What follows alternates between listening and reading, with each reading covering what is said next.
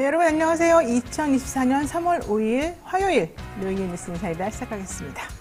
오늘은요 경칩입니다. 네, 개구리가 톡 튀어나온다는 봄을 알리는 그런 24절기 중에 하나죠. 오늘 날씨가 좀 따뜻한데요. 여러분 또 어떻게 지내시는지, 봄의 기운을 만끽하고 계신지 궁금합니다. 오늘 방송 내용 간단히 말씀드립니다. 먼저 전현주 기자와 함께하는 뉴스픽 시간 준비되어 있고요. 요즘 공천 소식 또 총선 앞두고 각 당의 분주한 소식들 많이 좀 정리가 되어 있습니다. 대담한 대담 시간에는요, 그 연장선상에서 황운하 더불어민주당 의원과 함께 최근 민주당 내 공천 갈등 상황, 정치 현안, 여러 가지 등등등등 조국 신당 얘기까지 한번 두루두루 살펴보겠습니다. 마지막으로 쇼미더 민심 시간에는요, 뉴스마토 이승영 본부장과 그리고 박지훈 기자와 함께 총선 민심 짚어봅니다. 요즘 그 민주당 지표들이 별로 안 좋은데 이와 관련해서 조국 신당이 지금 총선 판에 어떤 영향을 미치고 있는지 저희들이 좀 살펴봤거든요. 특히 이 비례 투표 관련해서 조국 신당의 돌풍이 심상치가 않습니다. 한번 확인해 보도록 하겠습니다. 생방송 중에 궁금한 점 있으시면 언제든 댓글 남겨주시고요. 저는 잠시 후 다시 돌아오겠습니다.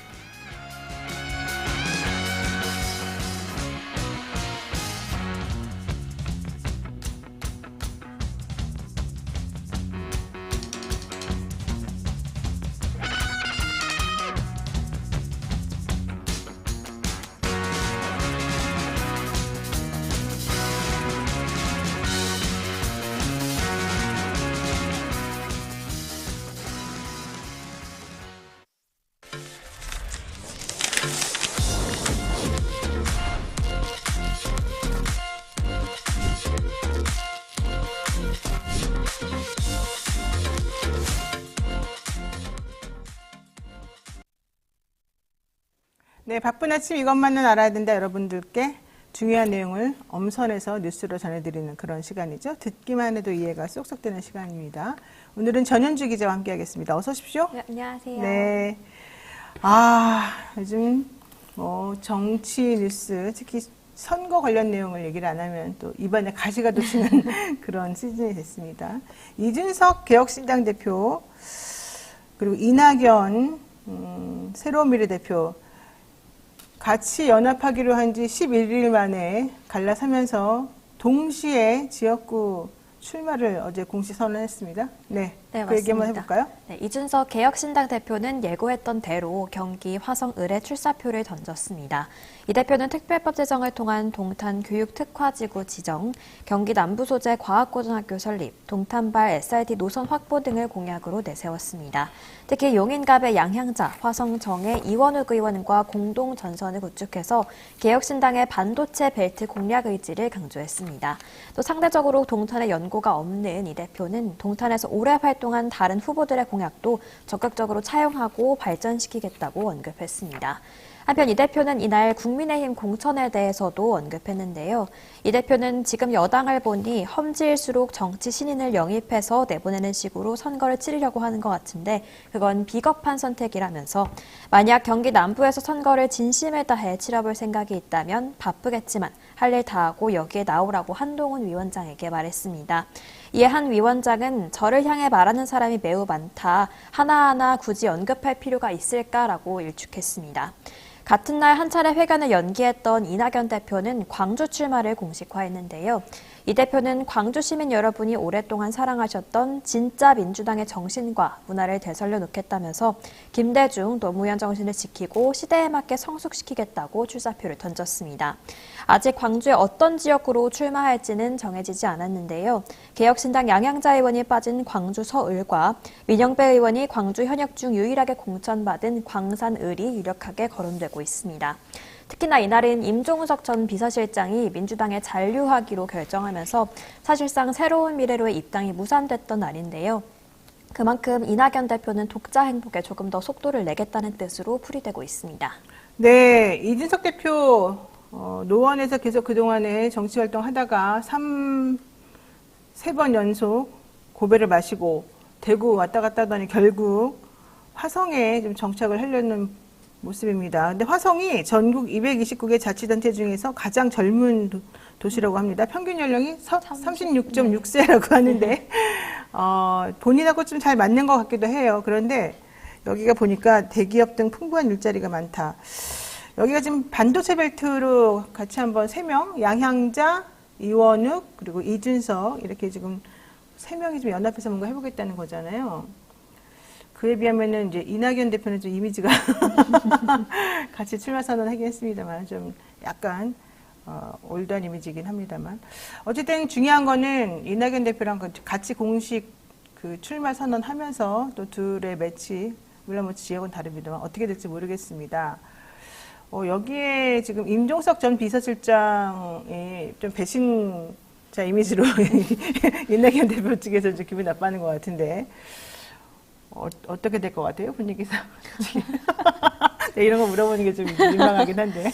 그러니까 배신을 당한 느낌이긴 한 것 같아요. 네. 말할 때도 이제 조금 더 빠르게 이삭줍기에 돌입하지 않을까 이렇게 생각합니다. 그러니까 이제 그 민주연합, 민주당에서 나온 홍영표 의원이라든가 서른 의원들하고 같이 아무래도 같은 연령대 그분들하고 같이 얼마나 합류해서 잘 될 것인가 이게 좀 관건이 되겠죠. 자. 창당 절차를 마친 조국혁신당 역시 본격적으로 인재를 영입하기 시작했습니다. 표심 경쟁에 본격적으로 뛰어들었다라고 볼 수밖에 없는데요. 어떻게 진행되고 있습니까? 네, 신장식 변호사에 이어서 4일 조국혁신당은 글로벌 IT 전문가 이혜민 씨를 2호 인재로 영입했습니다.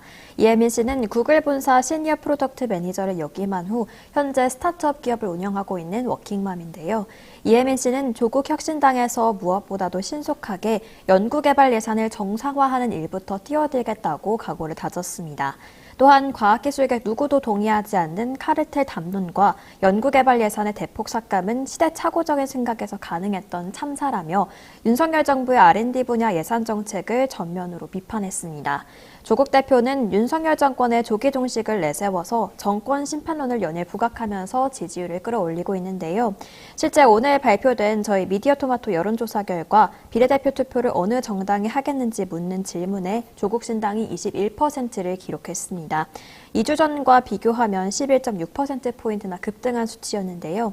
3일 열린 창당대회에서도 조국 대표는 당대표직을 수락하면서 검찰 독재 조기 종식과 민주공화국의 가치 회복을 목표로 밝힌 바 있습니다. 아직 조 전 장관의 출마지가 정해지지 않은 가운데 현재 부산과 광주 등이 거론되고 있는데요. 여전히 비례대표 후보 가능성도 남아 있습니다. 후보 등록 마감이 2주 정도 남은 상태에서 조 전 장관, 조국 대표가 어떤 선택을 할지에 따라서 또 대결 구도가 어떻게 바뀔지 주목됩니다. 그러니까 조국 대표가 비례 후보로 나올 가능성이 매우 높죠. 왜냐하면 만약에 지역구로 나온다고 치면 지금 총선에서 지역구로 나와서 당선이 된다 하더라도 1, 2심에서 유죄가 선고된 마당에 실형이 선고된 마당에 대법원이 어떤 식으로 결정을 내릴지 모르니까 뭐 만약에 대법원이 항소 기각을 해버리게 되면 결국에는 교도소에 가야 되고 판결이 확정되니까 그렇게 되면 지역구 의석수가 비교되니까 다시 또 선거를 치러야 되는 복잡한 문제가 생기는 건데 만약에 비례를 그냥 하게 되면은 후순위가 그 비례 순번을 이어버리면 되니까 어쨌든 비례를 갖게 될 가능성이 매우 높죠. 아유, 정치가 좀 복잡스러운데 그래서 사람들이 그래도 지역구 가는 게 낫지 않냐 이런 생각하면서도 또 한편으로는 현실적으로는 비례로 가겠지 이런 얘기 좀 하고 있어요. 뭐가 나요? 말하지 마세요. 안 말하는 게 내가 보기엔 나을 것 같아요. 자, 어쨌든 1호 인재는 신장식 변호사, 2호 인재는 이혜민 씨. 네. 지금 개혁신당에서도 1호 인재가 영입이 됐어요. 네, 개혁신당은 4일 김범준 전 부산대 특임교수를 1호 영입인재로 영입했습니다. 김 전 교수는 국민의힘 당직자 출신으로 최근 경남 거제시 선거구에 국민의힘 공천을 신청했다가 탈락한 바 있는데요. 김 전 교수는 새누리당 부대변인, 여의도연구원 정책기획위원, 거제정책연구소장 등을 맡았었습니다. 그는 거대 양당에 부패한 정치 권력이 만든 기득권 공간에서 불법과 협잡이 자행되고 있으며 개혁신당이 거대 양당의 부패를 막는 소금의 역할을 하고 우리 정치의 다양성과 포용성 확대를 가져올 것이라고 주장했습니다.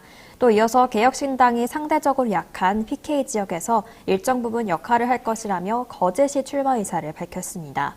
김종인 위원장은 그동안 이준석 대표를 중심으로 많은 사람이 모인다고 생각했는데 막상 와서 보니 인적 자원이 폭넓지 않다고 말했는데요. 국민의힘 출신 인사를 추가로 영입할 계획이 있는지 묻는 질문에는 개혁신당의 기치에 동참하는 분들이라면 영입할 수 있을 것이라고 답하면서 추가 영입 가능성을 열어뒀습니다.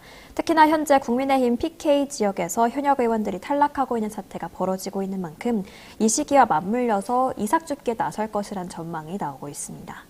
네, 또 이 와중에 플레이님께서도 우리 뉴스바토 뉴스인사이다 응원해 주셔서 감사드리고요.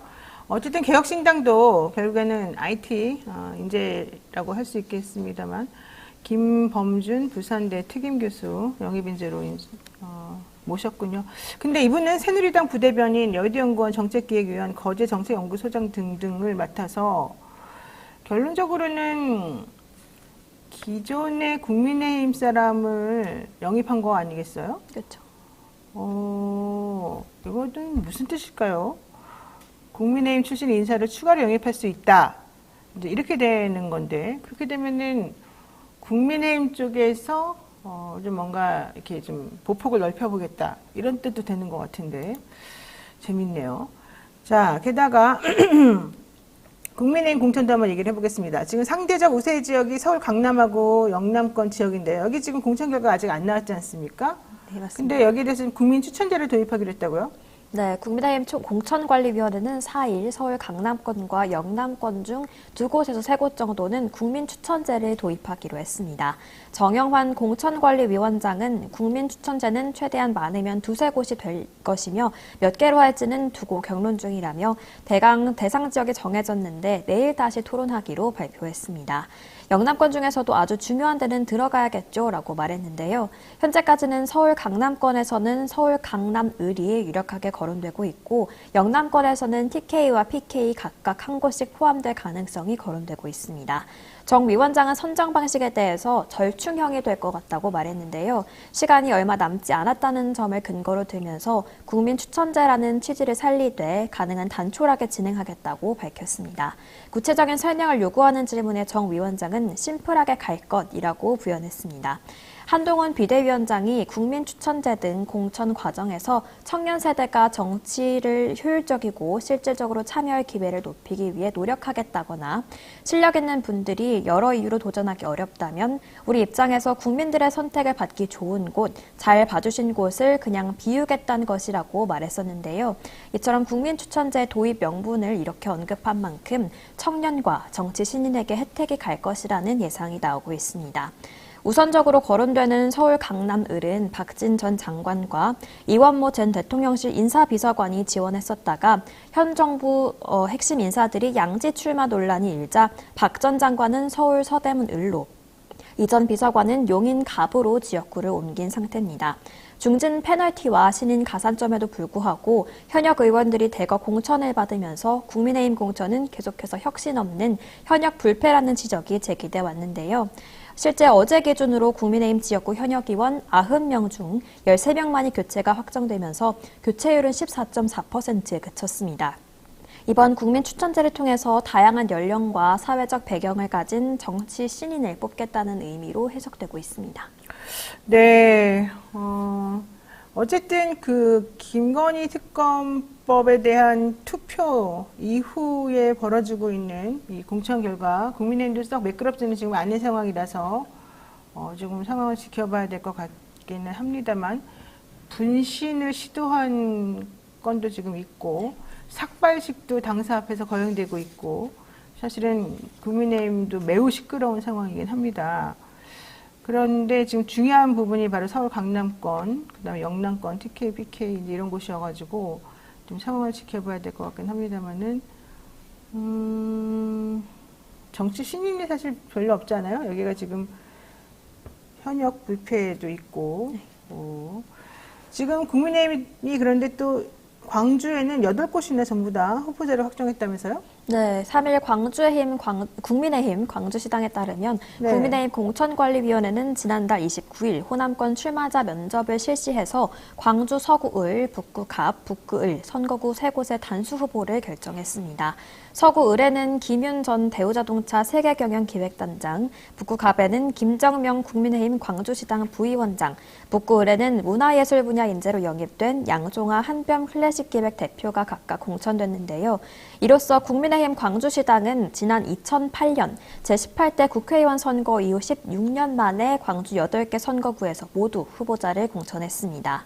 주기환 국민의힘 광주시당 위원장은 이번 총선에서 광주시당 8명 후보들이 광주 발전을 위한 공약과 실현 가능한 정책을 제시해서 민주당과 정책 대결을 펼치겠다면서 민주당 일당 독점 구도를 타파하고 국민의힘 최초로 지역구 국회의원이 나올 수 있도록 최선을 다하겠다고 말했습니다. 상대적으로 국민의힘 입장에서 광주는 상당한 험지로 분류되는 곳인데요.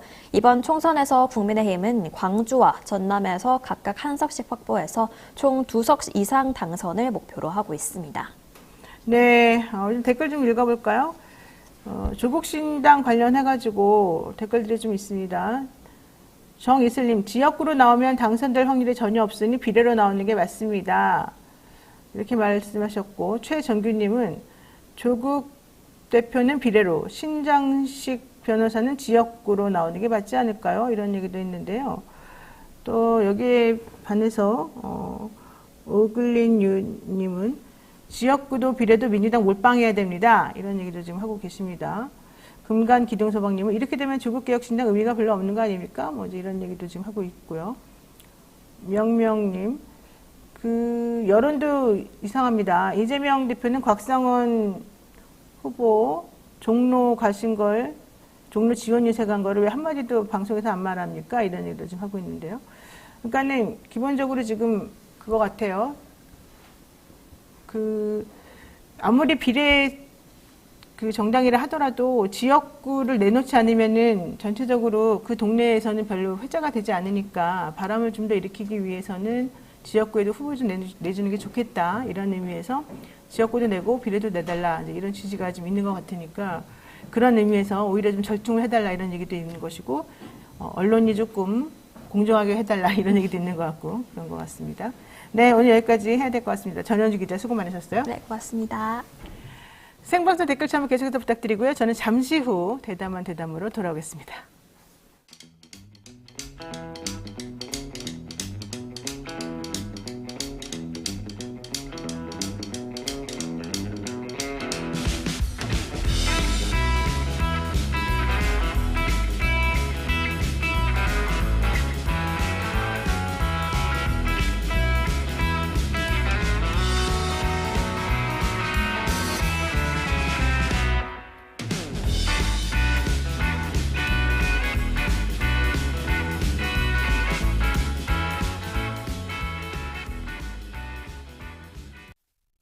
매일 10시 1시간만 투자하면 내 계좌도 10배거. 계정하자마자 급등? 따라잡아도 되나? 1분 대기죠. 점상이 답변해줍니다. 바쁜데 특징 중? 언제 공부해? 1시간만 투자하세요. 점상이 정리해줍니다. 단기로 치고 빠질 종목 없나? 매일 오전 10시 점상이 골라줍니다. 매일 오전 10시엔 점상을 잡아라. 유튜브에서 점상 시크릿을 검색하세요. 네, 산삼일 분양 함양 지리산 자락 800고지에서 농약 한 방울 필요한 틀 없이 오로지 자연의 힘으로만 자란 산양 산삼입니다. 사포닌 함량이나 효과는 자연 산삼과 진배가 없습니다. 7년근 뿌리, 잎, 열매 한 뿌리를 한 병에 담아내서 압도적인 사포닌 함량을 자랑합니다. 컴파운드 K 강화 특허 추출 방식으로 흡수율을 높였습니다. 사랑하는 부모님, 남편과 아내, 한 해를 열심히 살아온다 자신에게도 지리산 천년의 기운을 선물하시기 바랍니다. 산삼 순백 1+1과 함께 2024년 새해맞이 이벤트로 산삼향 가득한 산삼떡 3종 세트도 준비해 놓았습니다. 전화문의는요 1666-1080입니다. 1666-1080 네이버 검색하면 산삼 순백으로 검색해서 확인하시면 되겠습니다. 많이 한번 드셔보시기 바랍니다. 네. 총선 날짜가 가까워지고요. 공천 결과가 속속 발표되면서 여야 모두 당내 갈등이 표면화되고 있습니다. 이런 가운데 일찍이 불출마 선언한 분이 계십니다. 황운하 더불어민주당 의원과 최근 당내 상황과 정치 현안 짚어볼 건데요. 오랜만에 저희 뉴스마토 모셨습니다. 한번 인사 나누고 얘기 한번 해보겠습니다. 어서 오십시오. 네, 안녕하세요. 오랜만에 뵙습니다. 오랜만에 뵙습니다. 네, 네. 잘 지내셨어요, 그동안에? 네. 네. 좀 소식 좀 들려주세요. 본인 소식 어떻게 지내셨는지. 예, 뭐 최근에 이제 제가 불출마 선언을 해서 그래서 최근에 이제 뭐 언론에 여러 번 제가 등장한 것 같은데 불출마 선언이라는 게 사실 정치인으로서는 굉장히 그 아주 고통스러운 결정이지 않습니까? 그렇죠. 예. 제가 불출마 선언을 고민할 때 한 일주일 정도 잠을 못 자겠더라고요.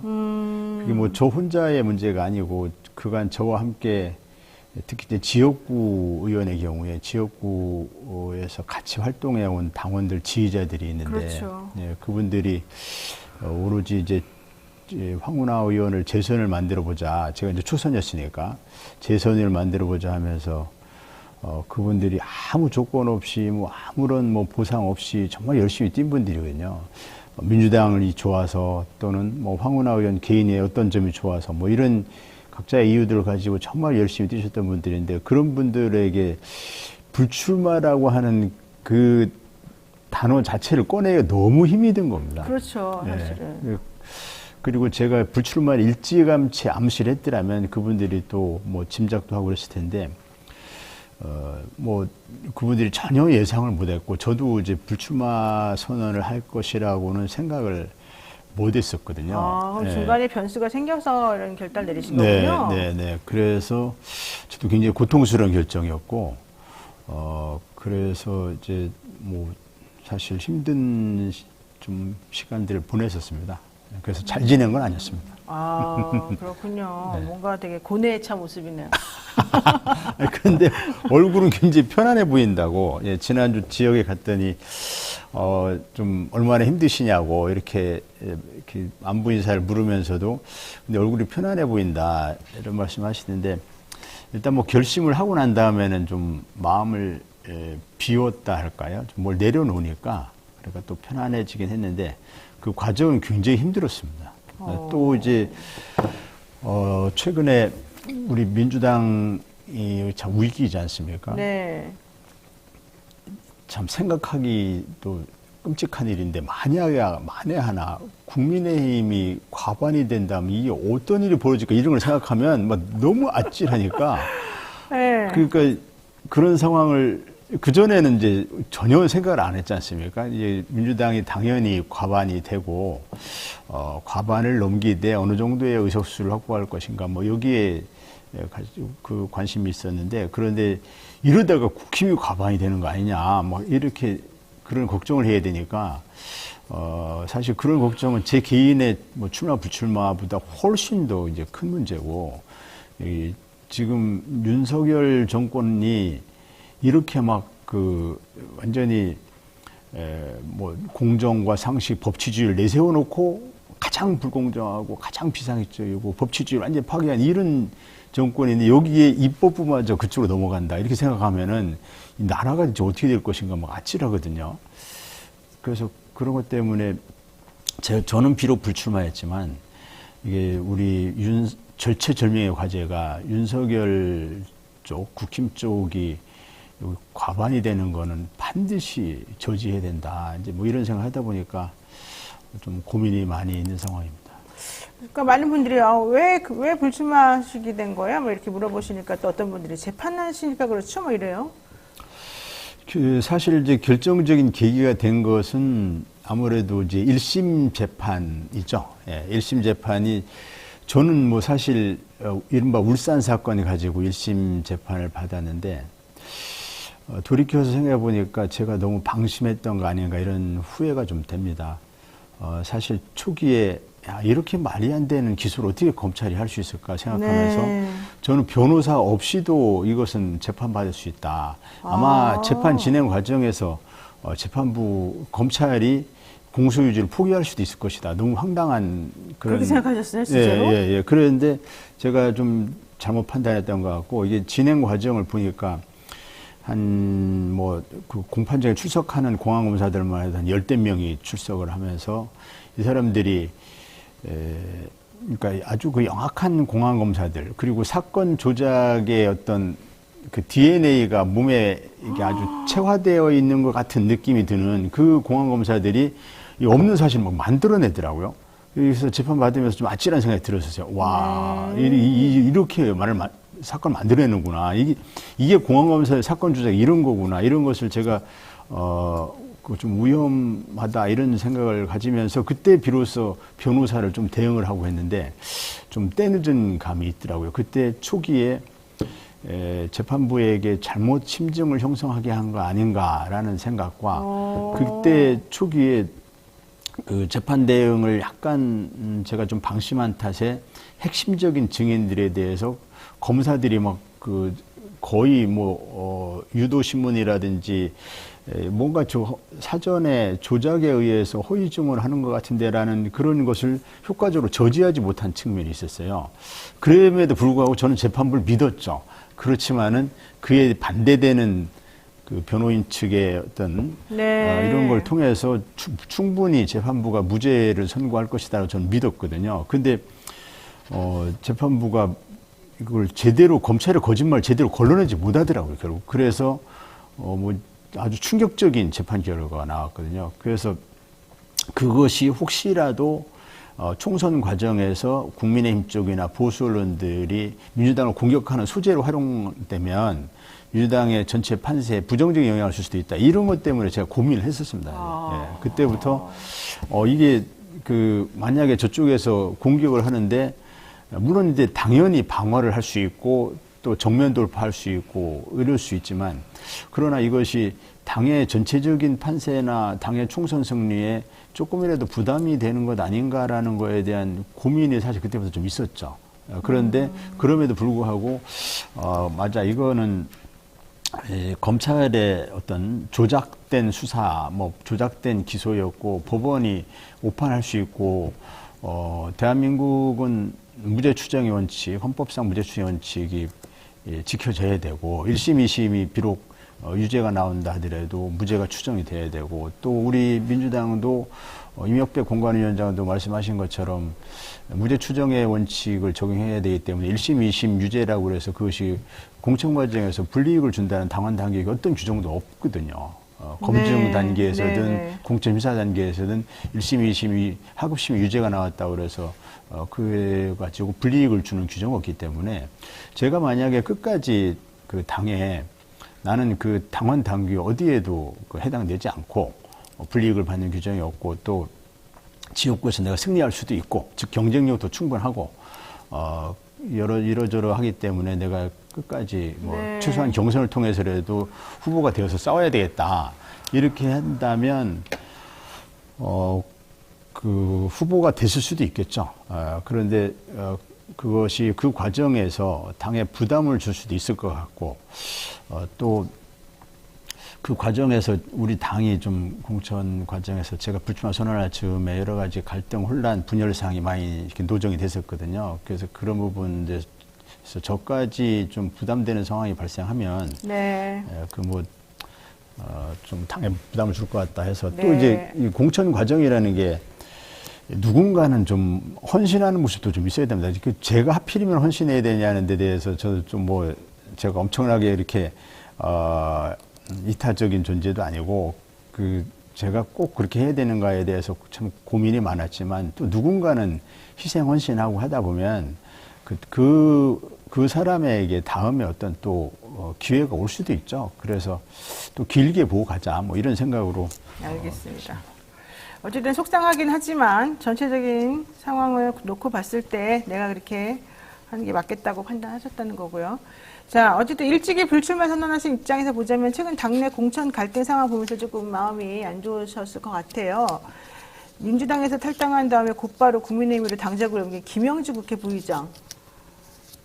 내가 윤석열 대통령에 대해서 공격은 했지만 유세 현장에 나가거나 그런 게 아니라 그냥 민주당의 의원으로서 옆자리에 서 있었을 뿐이다. 이런 얘기를 어제 하던데 어떻게 보셨습니까? 뭐 이상민 의원도 그렇고. 이상민 의원도 5선 의원인데 저하고 같은 대전 지역 의원이시거든요. 저하고 자주 만났었고, 저도 5선 의원의 어떤 경륜이라든지 뭐 이런 것을 그냥 존중해 드렸고, 근데 그분이 이제 어느 순간부터 이제 당내에 대해서 이제 쓴소리를 좀 하시는데, 쓴소리에 대해서는 뭐 저는 충분히 하실 수 있는 말씀이다. 당내 민주주의를 위해서 하시는 말씀이고, 또 다양한 목소리가 있을 수 있기 때문에, 그래서 그런데 설마 탈당까지 하랴 이런 생각을 못 했었고, 그 다음에 또 탈당을 한 후에 더 충격적인 것은 국민의힘에 그 지역에서 국민의힘 후보로 출마한다는 건 저한테는 너무 충격적이더라고요. 그러니까 네. 파란색 옷을 계속 입고 계시다가 갑자기 어느 날 빨간색 옷을 색깔로. 갖고 입는 이것이 와, 이 정치 도의상 있을 수 있는 일인가? 굉장히 충격적이었는데 이제 김영주 부의장도 그분이 이제 공천 과정에서 섭섭함을 느끼셨을 거는 전 이해가 됩니다. 나름대로 이제 지역 활동을 열심히 하고 나름대로 의정 활동을 열심히 해오셨다고 생각하실 텐데, 그럼에도 불구하고 자신이 왜 이렇게 뭐 모멸감을 느끼는 평가를 받아야 되는가, 이 부분에 대해서 굉장히 이해하실 수 없는 뭐 이런 거는 전 어느 정도 이해를 해요. 이제 그것이 무슨 뭐 채용 비리 관련 뭐 소명이 안 됐다 이렇게 그 대표가 말씀하시고, 또 김영주 부의장은 그게 아니다 뭐 이렇게 하시던데, 뭐가 됐든 간에 자신이 열심히 의정 활동하고 열심히 지역 활동 해왔는데 그 정당 평가를 받지 못했고, 뭔가 어떤 그 의도된 그런 그 하위 20%에 해당됐다라고 이제 보시는 것 같아요. 그건 굉장히 섭섭함이나 배신감을 느낄 수 있거든요. 그렇지만은 그런 경우에 제가 이제 최대한 예상할 수 있었던 것은 무소속 출마 또는 이른바 새로운 미래 이런 정당으로 옮기는 뭐 이런 것 정도까지는 하실 수도 있겠다라는 생각을 했지만, 설마 국민의힘으로 가랴 이거는 정말 생각을 못했거든요. 그런데 사선 의원 하신 분이 또 당에서 뭐 쭉 크셔가지고 이제 장관도 하시고, 네. 또 국회 부의장도 하셔서 누구보다도 이제 민주당에서 혜택을 정치 많이 인생에 받으셔요. 꽃을 피우신 분이잖아요. 이분이 그 공천 과정의 어떤 섭섭함이나 뭐 이런 거 가지고 하루아침에 국민의힘으로 간다는 것은 저는 뭐 정치 초년병인 제 입장에서는 너무 이제 상식의 범위를 훨씬 넘어서는 일이어서 충격적이었습니다. 게다가 현재도 그 현수막에 플랜카드에 파란색 민주당 그 현수막이 붙어 있어요.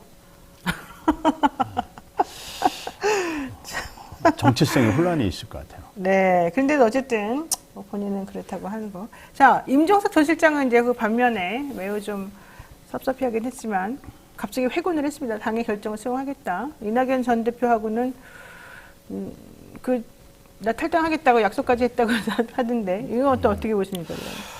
어쨌든 이제 임종석 전 실장께서 어떻게 결정하시냐에 따라서 당이 파국을 맞이할 수도 있다, 이런 우려들이 많이 있지 않습니까? 네. 예를 들면 임종석 실장이 갖는 정치적인 위상이나 무게가 친문 세력의 어떤 상징성이 있고 해서 이제 언론에서도 친문 대 친명의 갈등 프레임으로 이제 보도가 되고 하면서, 네. 그때부터 사실 민주당의 지지율이 더 많이 떨어지는, 그리고 이러다가 당이 쪼개지는 거 아닌가 하는 위기감까지 가졌지 않습니까? 네. 그 친문 세력이 대거 이탈하는 탈당 도민 현상이 생기는 거 아닌가, 이런 거에 대한 우려 때문에 아주 정말 노심초사하면서 그걸 지켜봤었는데, 다행히 이제 선당 후사의 마음으로 이렇게 결단을 해주시고, 본인 지역구에 대한 얼마나 애정이 많이 있으시겠습니까? 저는 이해를 하거든요. 저도 지역구 초선 의원이지만 지역구라는 것이, 정치인에게 지역구라는 것이 어떤 때는 자기 부모님 같고 어떤 때는 자기 자식 같고, 그래서 막 모셔야 되기도 하고 깍듯하게 모셔야 되기도 하고, 또 자식처럼 이거 공들여서 키우는 이런 것인데, 그 지역구를 포기하라 이렇게 한다는 것은 본인이 받아들이기 굉장히 사실 어렵죠. 네. 그래서 아마 그 심경은 저는 이해를 합니다. 그분이 거기서 재선을 하시지 않았습니까? 그래서 지역구를 거기를 양보하고 다른 데로 가라 이렇게 하는 것을 받아들이기는 어려웠을 텐데, 어쨌든 지금은 그 윤석열 검찰 독재 심판이라고 하는 시대 정신이 이번 총선에 부여된 이제 의미이지 않습니까? 그런 시대 정신이 있는 상황에서 어떻게 하면 우리가 시대 정신에 충실할 것인가라고 판단해야 되니까 그래서 이제 그러한 대의명분을 가지고 그 희생과 희생에 결단하신 거 아닌가 생각하고 저는 뭐 그 부분에 대해서 굉장히 높이 평가하고 당이 파국을 면해서 몹시 다양스럽게 생각하고 있습니다. 네. 그러면 홍영표 의원도 지금 사실은 탈당 카드를 만지작 하고 있어요. 근데 이 문재인 전 대통령 만났다는 거 아니겠어요? 근데 문재인 전 대통령이 이 상황이 좀 우려스럽다 이런 얘기를 했다고도 전해지기도 하고요. 이제 홍영표 의원님도 대표적인 이제 이른바 친문의 좌장이기도 상징성을 갖는 분인데, 그래서 그 임종석 전 실장과 홍영표 의원이 이 동반해서 탈당을 하고 하면 정말 이게 친문 친명의 갈등이 현실화되는 거 아닌가라는 그런 것 때문에 걱정들이 많았죠. 아마 홍영표 의원께서는 문재인 대통령, 문재인 정권의 탄생에 이제 큰 또 공헌을 하신 분이고 하기 때문에 본인이 탈당을 하거나 이런 만약에 그런 결심을 하신다면 또 잔류하실 수도 있으니까 그런 잔류든 탈당이든 그 어떤 그 결정을 하기 전에 문재인 대통령께 상의 드리고 해야 하기 때문에 아마 찾아뵀었던 것 같습니다. 그런데 문재인 대통령께서도 그렇고 지금 뭐 민주 진보 진영 어느 누가 민주당이 쪼개져 가지고 결국 국민의힘 조언을 시키는 걸 누가 그거를 그 걱정 안 한 분이 있겠습니까? 그러니까 그런 최악의 상황을 막아보자라는 뭐 그런 말씀 때문에 그 걱정하시고 우려하시는 걸로 저는 보이고, 이제 임종석 전 실장께서 최종적으로는 당 잔류를 선택하셨기 때문에 홍영표 의원께서도 아무래도 뭐 이제 본인의 처한 상황이 임 전 실장과는 좀 다른 상황이라고 본인이 말씀하시는 것 같긴 한데, 그럼에도 불구하고 아무래도 이제 동반 탈당 이런 것이 아니고 이제 탈당의 규모가 좀 약화되거나 하면 본인도 이에 대한 영향을, 직간접적인 영향을 좀 받지 않을까 생각이 돼서, 그래서 아까도 말씀드렸지만은 이번에 국민의힘 조언을 시키는 그렇게 해서 국민의힘 만약에 과반이 된 이런 상황이 발생하면은 모두가 다 역사의 죄인이 되지 않습니까? 그래서 그런 상황을 막기 위해서 좋은 결론을 내리시지 않을까 저는 그렇게 기대하고 있습니다. 그러면은 그 홍영표 의원은 탈당하고 뭐 좀 독재행보 할 거다 뭐 이렇게 좀 보시는 거예요?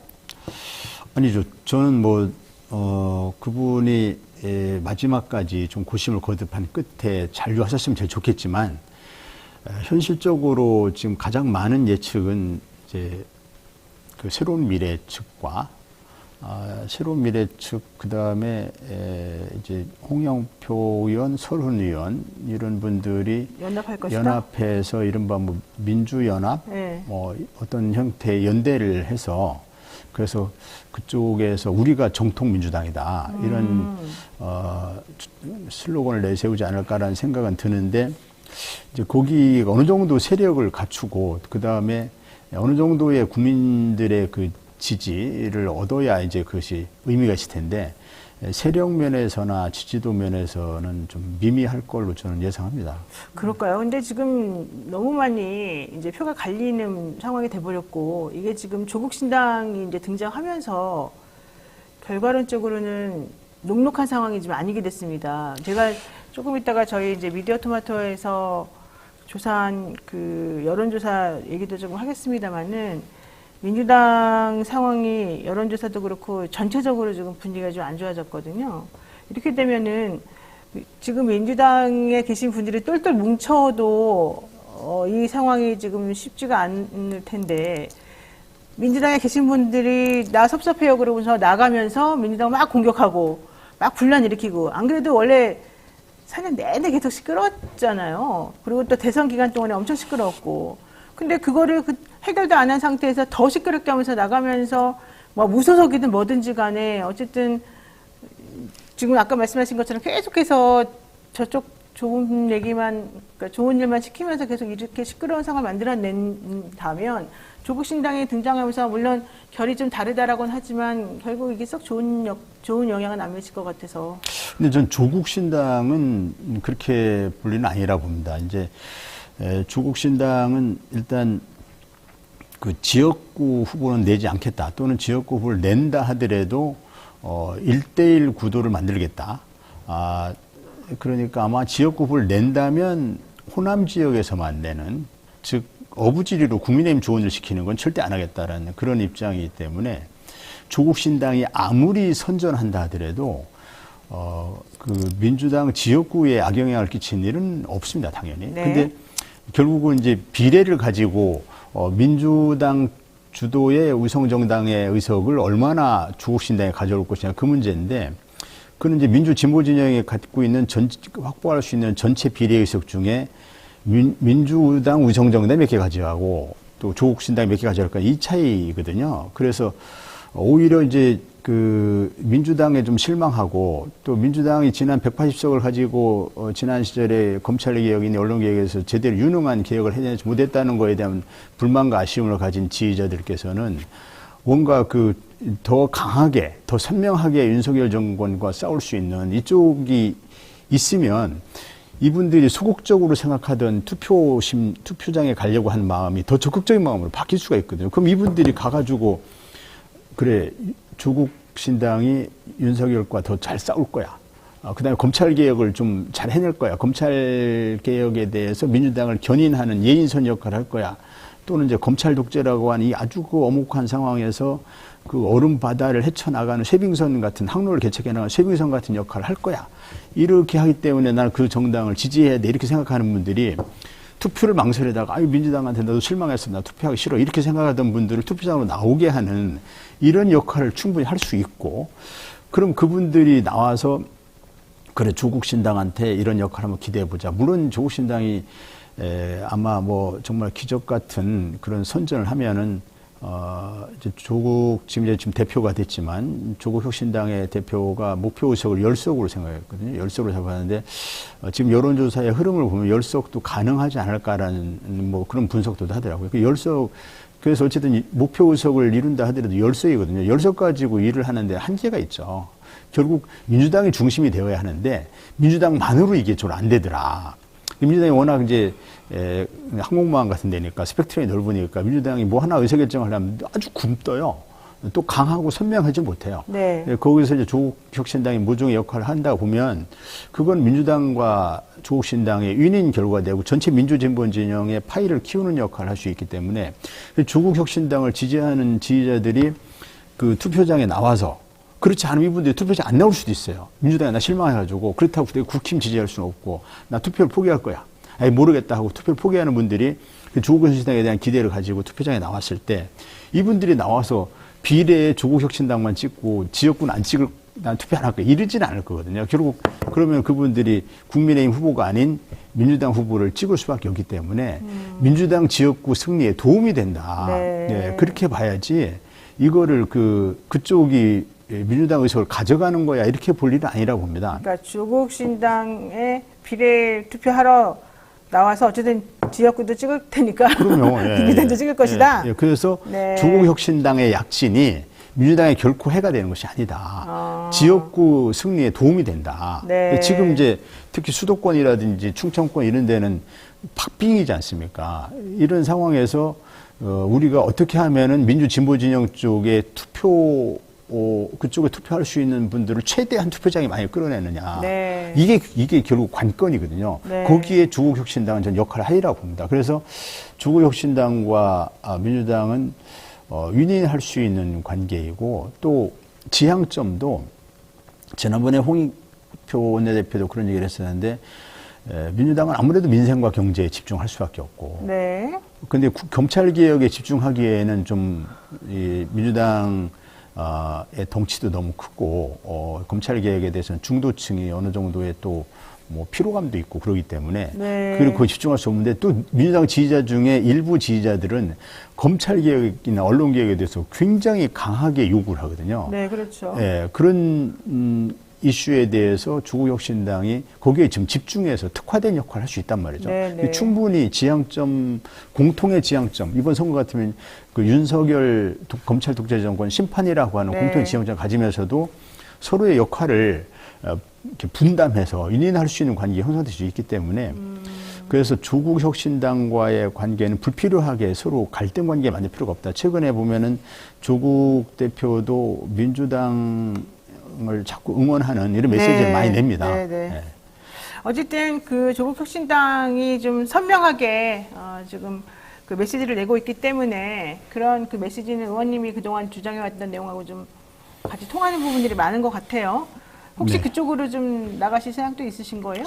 근데 뭐 제 주변에 있는 분들이 제 지역에서도 지난주에 제가 토요일, 일요일 이렇게 대전에 내려가가지고 쭉 그 지역구 주민들 많이 만나고 어디 결혼식장에도 가고 여러 행사장에 가고 했었는데 만나는 분들마다 저한테 가장 많이 하는 말씀이 불출마했으니 얼마나 마음고생이 많았냐 말씀과 함께 우리 황 의원은 조국혁신당을 가는 게 좋겠다. 그래서 놀랐습니다. 왜냐하면 조국혁신당을 가려면 일단 민주당을 탈당해야 되지 않습니까?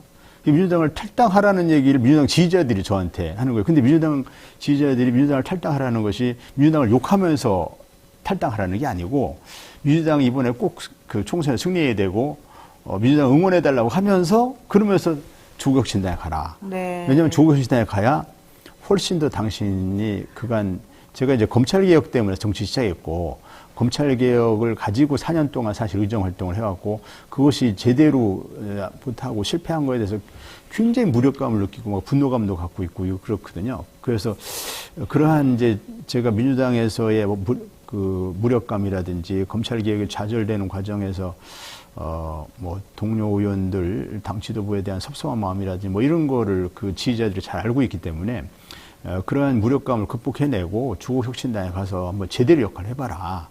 우리도 검찰개혁에 답답함을 많이 느낀다. 이렇게 하면서 민주당을 응원하시는 분들이 저의 조국혁신당을 가는 것을 응원하시더라고요. 그래서 제가 깜짝 놀랐는데 뭐 결국 민주당을 탈당해야 되는데 어디 이분들이 나한테 탈당을 하라고 그럴까? 이렇게 해서 나 탈당하라는 얘기냐 하니까 아니 표현이 좀 탈당이라서 그러긴 한데 근데 우리는 그렇게 안 본다. 이게 형제 같은 정당 그 관계를 본다. 그래서 인인할 수 있는 관계를 본다. 그분들도 그런 말씀 하시고 해서, 저의 어떤, 뭐, 지향점, 뭐, 이런 거와 조국혁신당의 지향점이 공통점이 많다라고 보시는 것 같습니다. 또 언론에 계신 분들도, 저한테 뭐 사실 제가 불출마 선언했으면 예컨대 새로운 미래 뭐 또 뭐가 있나 모르겠는데 뭐 이런 등등의 여러 선택지가 있을 수 있지 않습니까? 다른 정당을 간다면 물론 저는 불출마 선언하면서 백의종군 하겠다라고 했었지 뭐 탈당하겠다는 얘기를 한 적이 없습니다. 그런데 그 저한테 향후 진로 선택이 어떻게 되냐면서 그냥 묻는 것은 오로지 조국혁신당을 묻더라고요. 그래서 그럼 조국혁신당과 저가 이제 일치되는 뭐 이런 가치, 지향점 이런 것이 많이 있다고 생각하시기 때문에 그런 거 아닌가. 알겠습니다. 그 국민의힘 얘기 잠깐 하겠습니다. 그 80% 정도 이제 공천 관련해서 후보가 확정이 됐다고 하는데요. 뭐 많은 얘기들이 있었습니다만은 민주당의 공천과 비교해 보면 좀 어떻습니까? 거기는 이제부터는 좀 본격적으로 그쪽의 공천 과정에 대한 비판의 목소리가 나오지 않을까. 우리 민주당은 이제 거의 마무리돼 가고 있고, 그쪽은 뭐 최근에 어떤 분들도 말씀하시던데 산무 공천이다. 즉 희생도 없고, 갈등도 없고, 그 감동도 없고. 예. 그러니까 공천이라는 것은 어느 정도의 파열음이 나오는 게 불가피하고 그 과정에서 어떤 혁신의 그런 성과를 내놔야 하고 그 과정에서 이 불가피하게 뭐 어떤 그 갈등도 있지만 감동도 국민들에게 줘야 그래야 이제 성공적인 공천이라고 볼 수 있는데 근데 국민의힘은 이제 현역 우선 이제 뭐 경쟁력으로 포장을 해서 그냥 현역을 살리는 거죠. 이것이 이제 지난 29일에 있었던 이제 김건희 특검 재의결 때 이탈표를 최소화하려고 이탈표를 막으려고 하는 그러니까 현역 의원을 지키려고 하는 뭐 그에서 비롯됐기 때문에 일단은 현역 의원을 컷오프를 안 시키고 이제 막아놨죠. 근데 이제 그게 끝났기 때문에 현역 의원들 탈락을 안 시키고서는 이게 공천할 수가 없고 이미 뭐 현역 의원 아니지만 뭐 분신 소동도 있고 뭐 이런 네. 소란이 있었거든요. 또 그 국민의힘은 그 한동훈 위원장하고 윤재욱 원내대표가 당 기여도 평가에서 15점인가 줄 수 있는 뭐 이런 게 아주 네. 이 평가 재량이 좀 많았어요. 기준에서 이렇게 있더라고요. 그러니까 거기에서 사실 15점 가지고 정성평가를 해서 0점 줄 수도 있고 15점 줄 수도 있으면 등수를 뭐 완전히 그 꼴찌를 1등을 만들고 1등을 꼴찌로 만들 수 있지 않습니까? 뭐 서너 명을 놓고 이렇게 지역구 서너 명을 놓고 15점 가지고 얼마든지 1등 꼴찌로 꼴찌 1등으로 바꿀 수 있기 때문에 사실상 이제 한동훈 위원장 또 윤재욱 원내대표가 정성평가를 통해서 좌지우지할 수 있는 상황이 됐는데 그 과정에서 이제 얼마나 물갈이, 특히 영남 물갈이, 그 다음에 강남권 물갈이 등 이런 물갈이를 얼마나 해낼 수 있느냐. 네. 이것을 제대로 안 해내면 아무런 감동이 없는 뭐 현역 의원 그대로 공천하려면 그게 무슨 그 공천 심사냐. 그리고 기득권 유지라고 하는 하나도 변한 게 없는 국민의힘이라는 그런 이제 비판에 직면하기 때문에 부득이 이제 일부 물갈이를 하려고 할 거고 거기에서 파열음이 나올 수밖에 없지 않을까 저는 그렇게 보고 네, 있습니다. 알겠습니다. 네, 오랜만에 만나뵈가지고 듣고 싶은 얘기가 많았는데 또 시간이 벌써 다 지나가 버렸네요. 오늘 여기까지 말씀드려야 될 것 같습니다. 황운하 더불어민주당 의원과 얘기 나눠봤습니다. 오늘 말씀 고맙습니다. 네, 수고하셨습니다. 네, 고맙습니다. 오늘 말씀 여기까지 듣고요. 잠시 기다리시면 또 여론조사 얘기 한번 나눠보도록 하겠습니다.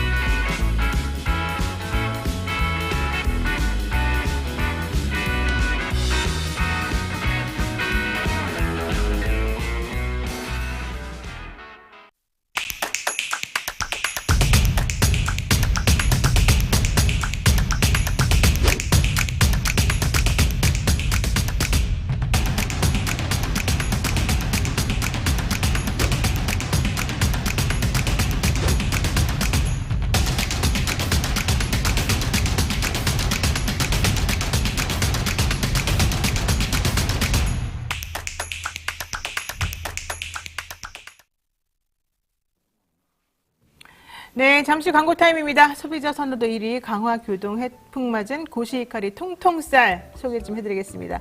1kg씩 소량으로 진공 포장되어 있어서 청결하고 신선합니다.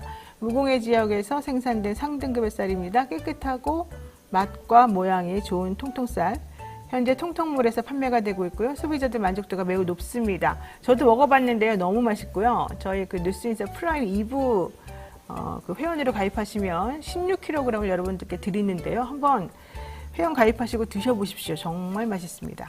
그리고 막 건강해지는 느낌이 물론 건강하니까 갑자기 막 좀 살이 찌는 느낌도 듭니다만 그렇지 않고요. 맛있고 깔끔합니다. 어쨌든 여러분 한번 구매해서 드셔보시기를 강추드립니다. 자, 매주 화요일마다 쇼미더 민심하는 시간입니다. 여론조사를 통해서 민심을 알아보는 그런 시간이죠. 총선 전 민심 어떻게 나타났을지 이승영 뉴스모터 본부장 그리고 박주영 정치부 기자 함께 모시고 얘기 나누겠습니다. 어서 오십시오. 안녕하세요. 네, 지난 한 주간 또 우리 총선 민심 어떻게 나왔는지 한번 살펴보도록 하겠습니다. 우리 이 시간은요, 여러분들이 조금 민감하셔가지고요, 여조가 그 여러분의 정치 성향하고 좀 안 맞는 방향으로 나오면 화를 많이 내시고요. 좀 그 맞는 방향으로 나오면 막 되게 기뻐하시고 이러거든요. 윤석열 대통령 국정 운영 평가 어떻게 나왔는지 한번 들어보겠습니다. 네, 긍정이 43.2%, 부정이 54.9% 나왔네요. 네, 좀 기운차게 말씀해 보세요. 그래도 왜 이렇게 기운 없이 말씀하세요? 저 역시 우리 시청자분들하고 좀 비슷한 생각을 갖고 있기 때문에 네. 지난주보다 긍정은 한 3% 올랐고요. 부정은 1.9% 정도 떨어진 수치입니다. 이게 우리 조사 기준으로는 한 1년 전인 작년 한 1월 3, 4일 그때 조사했을 때 긍정이 43.9%였고 부정이 53.7%였는데 그 수치에 근접한 결과라고 보시면 되겠습니다. 어제 오늘 뭐 계속해서 그 헤드라인에 인터넷 그 포털의 헤드라인에 대통령 지지율 계속 올라가고 있다. 의대 증언한다 그러니까 이게 먹히나 보다. 이런 표제로 그냥 쫙 깔리던데. 네. 그것하고 연결해가지고 한번 좀 설명 좀 해주실까요? 일단 아무래도 의대 증원 문제는 국민이 압도적으로 의대 증원에 찬성하고 있기 때문에 요즘 윤 대통령이나 대통령실의 대응을 봐도 의대 정원에 대해서 강경하게 나서는 입장입니다. 의대 정원 2,000명에 대해서 최소 2,000명에 대해서 전혀 바꿀 수정할 생각이 없다라는 의미를 강경하게 좀 입장을 대응하고 있는 상황이고 거기 한 가지 더 붙인다면 의대 증원 문제와 함께 최근 윤 대통령의 발언이나 이런 걸 보면 보수층 결집에 조금 중점을 두는 발언을 계속하고 있거든요. 최근에 유경수 여사 생가 방문이나 그리고 또 이승만, 박정희 전 대통령에 대한 업적을 또 재평가하는 등 이 부분에서 계속해서 보수층이 계속 원하는 그런 메시지를 계속 발산하고 있기 때문에 그 부분은 이제 윤 대통령이 총선을 앞두고 이제 보수층 결집을 하면서 나중에 총선에서 일단 자기 지지층을 앉는 방향으로 좀 그 방향으로 좀 나아가고 있는 것으로 좀 보입니다. 네, 이번 조사는 뉴스마트 의뢰로 미디어 토마토가 지난 2일부터 3일까지 이틀간 만 18세 이상 전국 성인 남녀 1,016명을 대상으로 실시했습니다. 표본 조사는 95% 신뢰 수준의 플러스 마이너스 3.1%포인트이고요. ARS 무선 전화 방식으로 진행이 됐는데 응답률은 4.1%포인트로 집계됐습니다. 이 밖에 자세한 조사 개요와 결과는 중앙선거 여론조사 심의위원회나 서치통 홈페이지를 참조하면 되는데요. 여러분들이 궁금해하시는 표집의 정치 성향을 잠깐 말씀드리겠습니다. 보수 표집이 325명, 중도 표집이 428명, 진보 표집이 262명입니다. 그러니까 여러분들이 말씀하신 것처럼 보수가 진보보다 과표집이 됐는데 그 과표집이 한 60명 정도 과표집이 됐습니다. 그러니까 중도 과표집이 훨씬 많았고요. 진보 성향의 분들이 가장 응답이 적었습니다. 근데 이게 저희뿐만이 아니라 요즘 그 여론조사하는 업체마다마다 지금 다 벌어진 똑같은 현상인 것 같고요. 여기서 중요한 건 중도 표집이 많다는 거에 좀 더 관심을 좀 기울여 주시기 바랍니다. 이게 무슨 뜻입니까, 본부장님? 중도 표집이 좀 많잖아요. 네. 네, 이거는 무슨 뜻일까요? 여전히 뭐 양당의 마음을 주지 않는 그런 표심, 민심이 더 많다는 얘기죠. 예. 그리고 아직까지도 중도라 하면 그러니까 한마디로 얘기하면 민주당도 그렇고 또 국민의힘 또 혹은 윤석열 대통령 다 마음에 안 든다. 일단은 그렇게 봐야 될 것 같아요.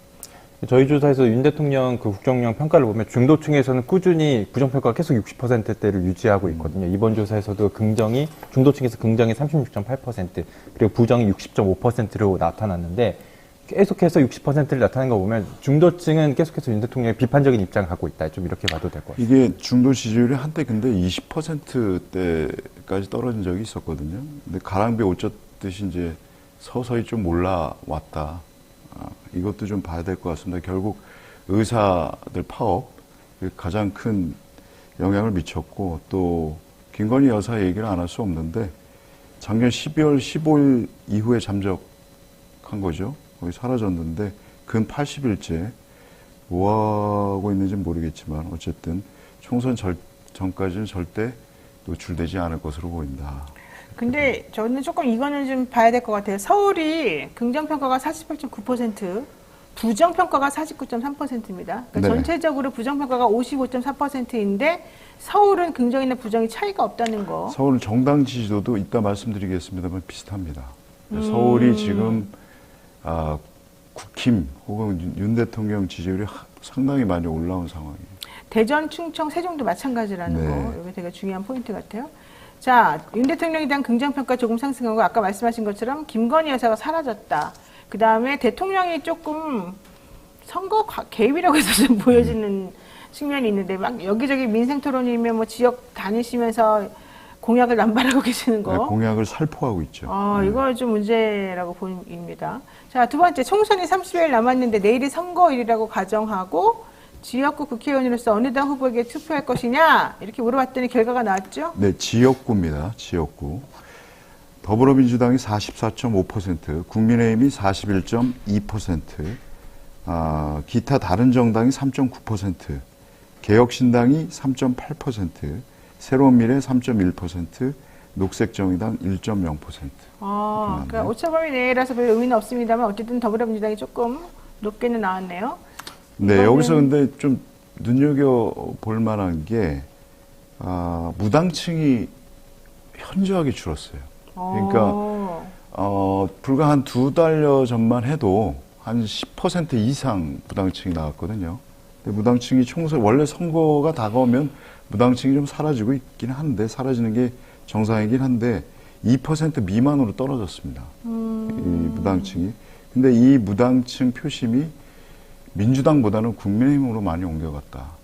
지금 이렇게, 예. 여기에는 지금 그 조국신당은 이제 비례로만 낼 거 같아서 포함을 안 시키시는 거죠? 네네. 그러니까 민주당이 44.5%, 국민의힘이 41.2%, 그리고 난 다음이 개혁신당, 그다음에 새로운 미래, 뭐 이런 식으로 나오고 있군요. 비례투표 박 기자님, 네. 이거는 무슨 뜻입니까? 지금 현재 이 지역구 관련해서 이 내용은.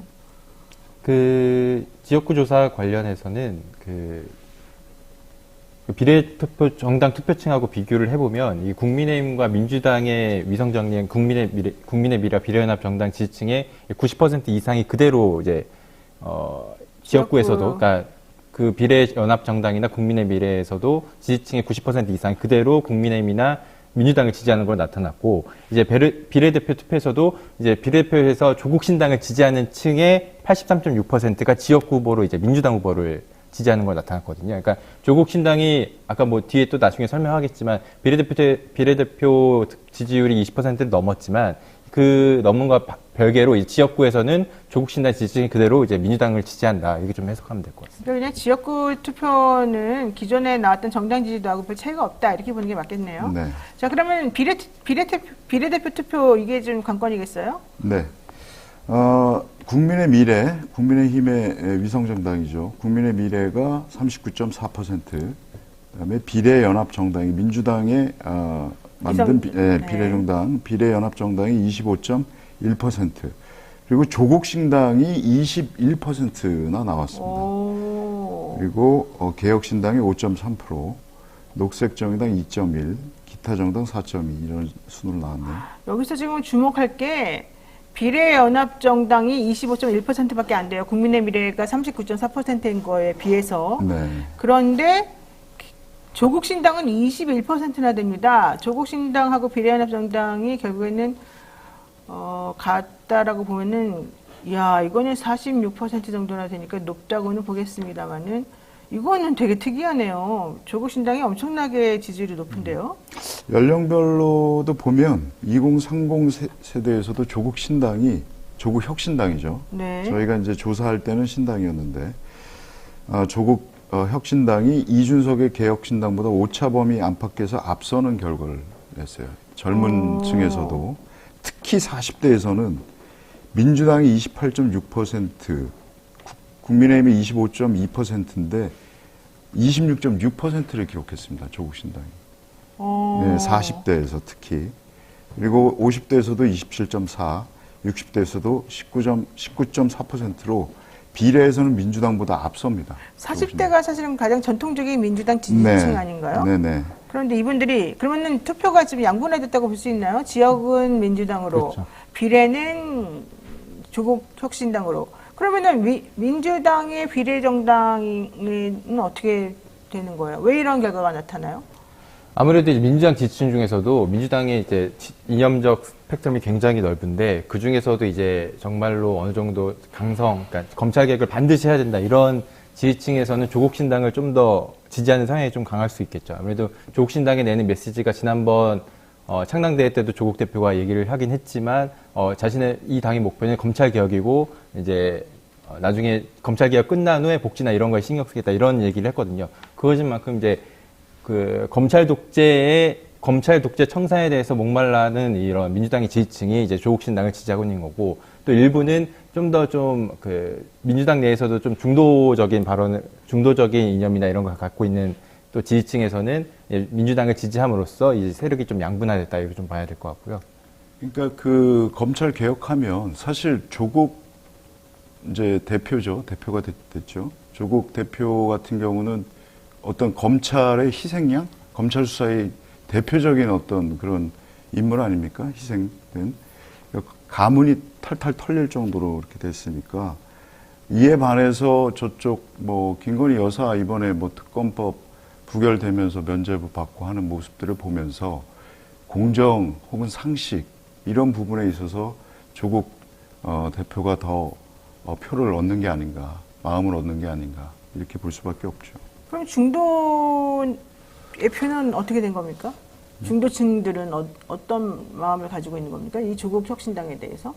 중도에서도 지금 중도층은 제가 보진 못했는데 중도층에서도 조국 신당에 대한 민심이 있죠, 당연히. 그렇게 몇 년 동안 그야말로 몇 년입니까? 4년, 3, 4년 계속 털리지 않았습니까? 네. 그거에 대한 어떤 그게 동정표가 됐든 뭐가 됐든 또 검찰이 해도 너무한다라는 마음은 중도에서도 당연히 있는 거죠. 왜 소나무당? 송영길 대표가 어제 왜 조국은 1, 2심 모두 유죄받았는데 불구속 상태에서 저렇게 정당 활동도 하게 해주면서 나는 풀어주지도 않느냐 이렇게 막 화를 내던데 소나무당은 아예 여론조사도 안 해주시는 거예요? 네? 소나무당이 있습니까? 6일날 내일 이제 창당대회 한다는 거 아니에요? 네. 그 중도 비례정당 중에 이제 중도층 민심을 보면 국민의 미래 34.2% 그리고 비례연합정당 25.4%, 네. 조국신당 25.1%로 비례연합정당하고 조국신당이 중도층 지지도 거의 비슷하게 나왔어요. 그래요. 지역별 특성도 있어요? 그러면? 지역별로 보면은 호남 지역에서 특히 27.6% 얻었고요. 높군요. 강원 제주 지역에서도 25.8%, 인천 경기에서 24.3% 이런 식으로 나왔습니다. 호남이 제일 높네요. 그렇군요. 그러면 호남 편은 원래 정통적 민주당 표라고 볼 수 있었는데 다 이렇게 나눠졌다고 보면 되는 겁니다. 호남 분들은 항상 이렇게 민주당에 대해서 항상 경고를 주세요. 이런 식으로. 그랬잖아요. 국민의당 그때 안철수 의원 했을 때도 그렇고 호남 민심이 상당히 앞서가시는 분들이 많다. 저는 그렇게 봅니다. 여기 댓글에요. 뉴스토마토도 당 하나 만듭시다. 은행나무당으로. 네, 요즘 양당 모두 공천에 대한 잡음이 계속되고 있습니다. 먼저 여당인 국민의힘이 얼마나 공정하게 공천을 하고 있다고 생각하는지 물었더니 거의 박빙으로 나왔다면서요? 네. 국민의힘 공정하다라고 보신 분이 47.3%, 공정하지 않다 48.4% 이렇게 나왔네요. 이게 국민의힘에 대한 거죠? 네네. 세부 사항을 한번 볼까요? 매우 공정하다고 본 분들이 27.7%고요. 전혀 공정하지 않다 33.9%가 있습니다. 그러니까 전혀 공정하지 않다가 더 높죠, 사실. 그리고 대체로 공정하다 19.6%, 별로 공정하지 않다 14.5%. 그러네. 네. 전혀 공정하지 않다가 꽤 높네요. 33.9%. 네. 이거 좀 설명 들어볼까요? 우리가 세부적으로 이걸 좀 들여다보면 사실은 국민의힘도 민주당 네. 못지않게 상당히 잡음이 많아요. 거기도 뭐 분신 시도도 그러니까요. 한 명이 두 번이나. 두 번이나 하시고 삭발도 한 경우도 있었고. 네, 맞아요. 그리고 내용적으로 봐도 한간에서는 이제 도로 꼰대당이다. 결국 기득권 공천을 또 했다라고. 왜냐하면 현역 중진들 다 단수 공천되거나 불패 아닙니까? 예전에 인유한 혁신위원장들 나와가지고 혁신위 하면서 뭐 자식이나 와이프 떼고 다 바꿔라. 바꾸긴 뭘 바꿉니까? 혁신위원회를 왜 했는지 모르겠다. 결국은 그게 다 쇼였다라는 것이고, 오선 의원들만 놓고 봐도 민주당 1명 됐거든요. 국민의힘은 5명이 됐습니다.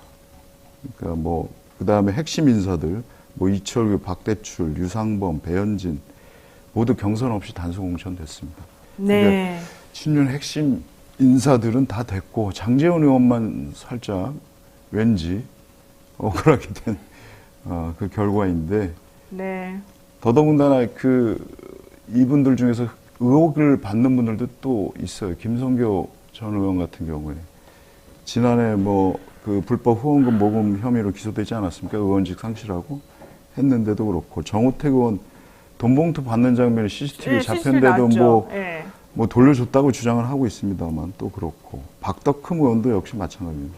피감 기관으로부터 자기 가족 회사가 수천억 원대 공사를 수주했는데도 당당하게 공천이 됐어요. 네. 자, 민주당 공천도 한번 볼까요? 민주당 공천에 대해서는 공정하지 않다는 여론이 훨씬 많은 것 같아요. 네, 공정하다가 42.2%, 공정하지 않다 54.2% 이렇게 나왔네요.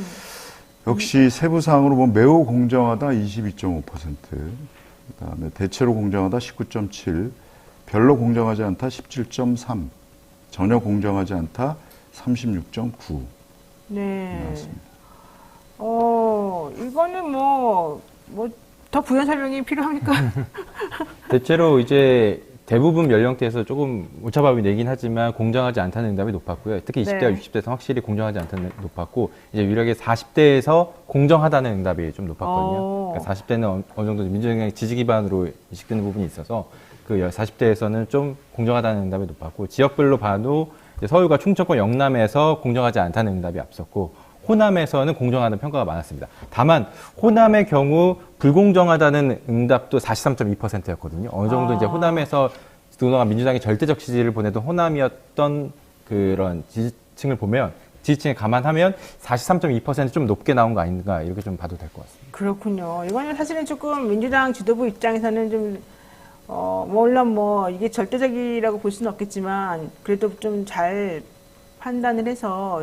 그러니까 이런 탈락자들 같은 경우에 지도부나 이런 데서 좀 설득 작업들을 좀 했어야 하는데, 이유도 설명을 해주고, 근데 그런 작업이 좀 부족하지 않았나. 좀 불친절했다. 네, 불친절한 어떤 결국 정치도 태도거든요.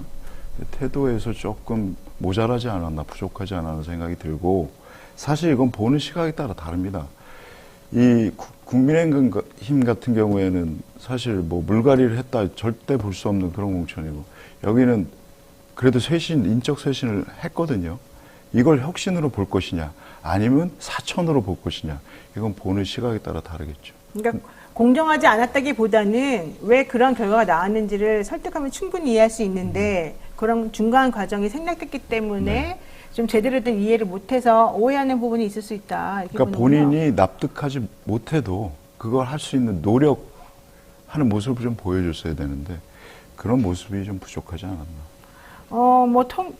순천 얘기를 하면서 이재명 대표의 부인인 김혜경 씨 비서진들이 사천된 거 아니냐 이런 얘기하는 분들도 사실 있는데, 제가 또 어제 민주당 관계자들한테 얘기를 들어보니까 그게 또 아니라고 그러더군요. 그분들은 실질적으로 또 친문 그 당시에 인사들이기도 했고, 실제 또 지역에서 매우 이게 높은 분들이라고 그러더라고요. 그러니까 이게 또 제대로 이 언론에 알려지지 않고 언론이 또 왜곡해서 쓰면 그게 또 잘못 알려지는 부분들이 있는 것 같더라고요. 그렇죠. 네. 그러니까 그런 부분들에 대한 제대로 된 그러니까 언론이 정확하게 이제 직접적으로 다이렉트로 얘기가 잘 안 되다 보니까 확실히 오해하는 부분들이 있는 것 같고, 그런 부분에 있어서는 또 좀 중과부적 내지는 어쩔 수 없는 부분, 이런 것도 좀 있는 것 같습니다. TK 지역 국민의힘 현역 컷오프가 발표가 됐는데, 이런 것들도 또 앞으로 이제 공천 공정성에 대해서 또 좀 얘기가 있을 것도 같습니다. 지금 원래 김건희 여사 특검법이라고 해야 되나요? 하여튼 김건희 여사님 특검법이라고 하죠. 그 재결이 부결이 되면 국민의힘 공천이 좀 달라질 것이다. 지금까지 다른 양상으로. 그래서 국민 추천제인가요? 그걸 오늘 발표를 하는데, 근데 기대했던 것보다 좀 부족한 것 같아요. 한 두세 자리 정도라고 얘기를 하니까 대대적인 물갈이는 기대할 수 없을 것 같습니다. 네, 지금까지 한 주간 민심 살펴봤고요. 광고 타임에 곧바로 쇼미더 영심으로 이어가도록 하겠습니다. 이 엄혹한 시기를 헤쳐나갈 수 있도록 또 저희들을 도와주시는 더 착한 보험입니다. 건강보험, 차량보험을 더 저렴하게 만나보실 수 있는 전문보험 클리닉 업체죠. 가족이나 친척, 지인에게 묻지마 보험 가입하신 분들, 보험료가 적당한 건지, 필요한 보장은 제대로 들어있는지 궁금할 때 점검 한번 받아보시기 바랍니다.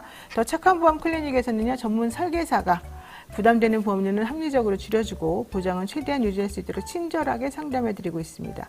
예약만 하시면 언제든지 전국 어디서든지 무료로 방문 상담도 가능하니까 주저하지 말고 예약하시기 바랍니다. 상담 예약은 대표전화 1644-1236, 1644-1236이고요. 010-7613-3303으로 연락하시면 됩니다.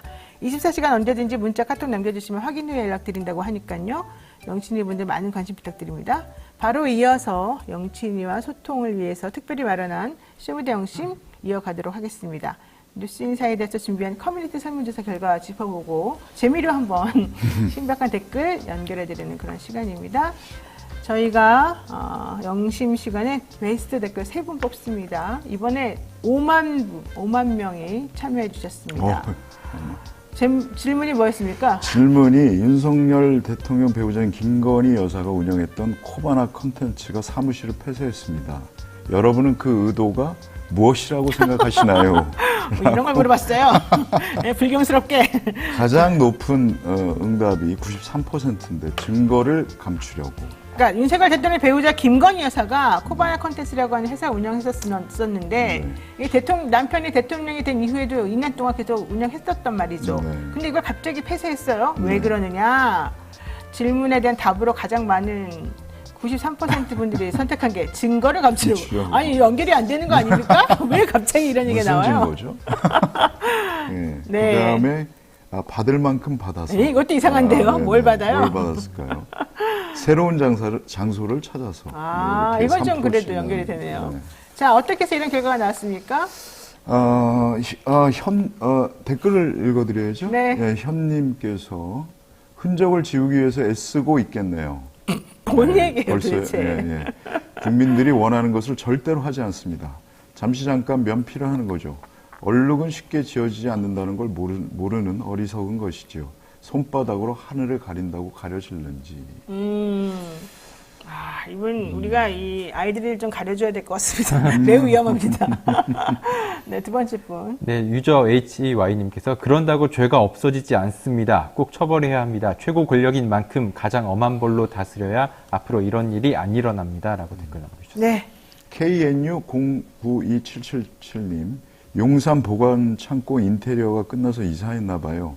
코바나는 임시 창고였고요. 뭘 보관하던 창고였을까요? 네, 점점 위험하네요. 네. 네, 유저 TV님께서 이렇게 문제가 없다면서 왜 폐쇄를 할까요? 용산도 임기 한두 달 전에 폐쇄하겠군요. 라고. 아이고, 네. 유저 SY5님께서 코바나 콘텐츠에서 이루어진 비리 증거인멸과 주목을 피하기 위함이겠죠. 파헤칠수록 끝도 없이 나오는 저와 장모의 비리는 언제쯤 심판할 수 있을까요? 네, 그리고요. 현수님께서 총선을 생각하니 국민이 무서운 모양이다. 크크크 남겨주셨습니다. 네. JAE님께서 증거인멸하려고 수작 부리는 것이지요. 손바닥으로 하늘이 가려지나요? 다들 증거인멸에 대한 말씀들을 하시네요. 다들 편향되어 있습니다. 네. 이 댓글을 제가 매우 위험하다고 보기도 하지만 너무 한쪽으로 가고 있습니다. 자, 세 분, 두 분 뽑아주십시오. 저는 문제가 없다면서 왜 폐쇄를 할까요? 용산도. 네, 그리고요. 저는 총선을 생각하니 국민이 무서운 모양이다. 크크크. 이 댓글. 아하, 그렇군요. 저는 어떻게 할까요? 뽑아주세요, 빨리. 저를 뽑아야 되나요? 네, 저는 가장 위험한 발언을 많이 하신 첫 번째 분을 하겠습니다. 네, 제가 일부러 아이디 안 읽겠습니다. 알아서 제작진이 해결해 주시기 바랍니다. 자, 저희가 오늘 준비한 방송 여기까지입니다. 잠시 기다리시면 저 노반장이 진행하는 2부 뉴스인사 프라임이 진행이 될 건데요. 오늘은 서초해봄 시간입니다. 저희가 그동안에는요, 이 뉴스인사 프라임 회원들에게 먼저 서비스하고 3일 있다가 저희가 풀어드렸는데요. 이번부터는요, 하루 만에 풀겠습니다. 반응이 좋아서 지난번에 이 서초의 봄은 저하고 이현주번에서 나왔는데 32만인가가 조회가 됐어요. 제가 또 열심히 풀어드렸더니 반응이 좋았습니다. 이번에도 또 한번 열심히 해보겠습니다. 여러분들 웬만하면 가입하시고 아니시면 나중에 또 꼭 봐주시기 바랍니다. 잠시 기다려주세요. 고맙습니다.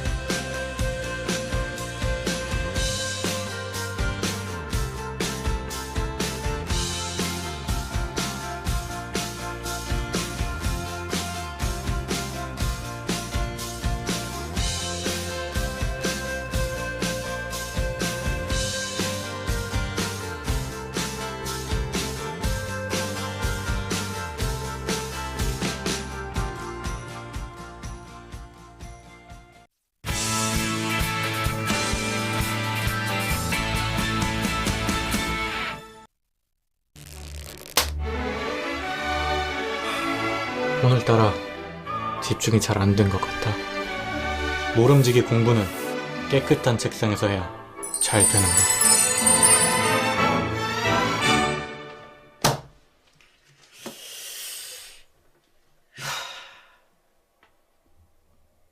피곤한데 내일 할.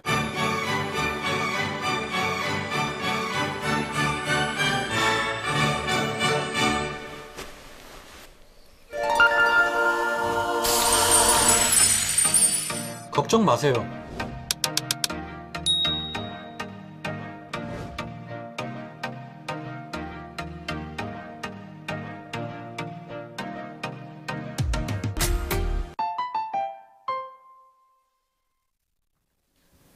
네, 뉴스인사 프라임 시작하겠습니다. 총선 판세와 진짜 민심 분석부터 검찰 언론 개혁까지 뉴스인사이다 프라임은 한 발 더 깊이 들어가겠습니다.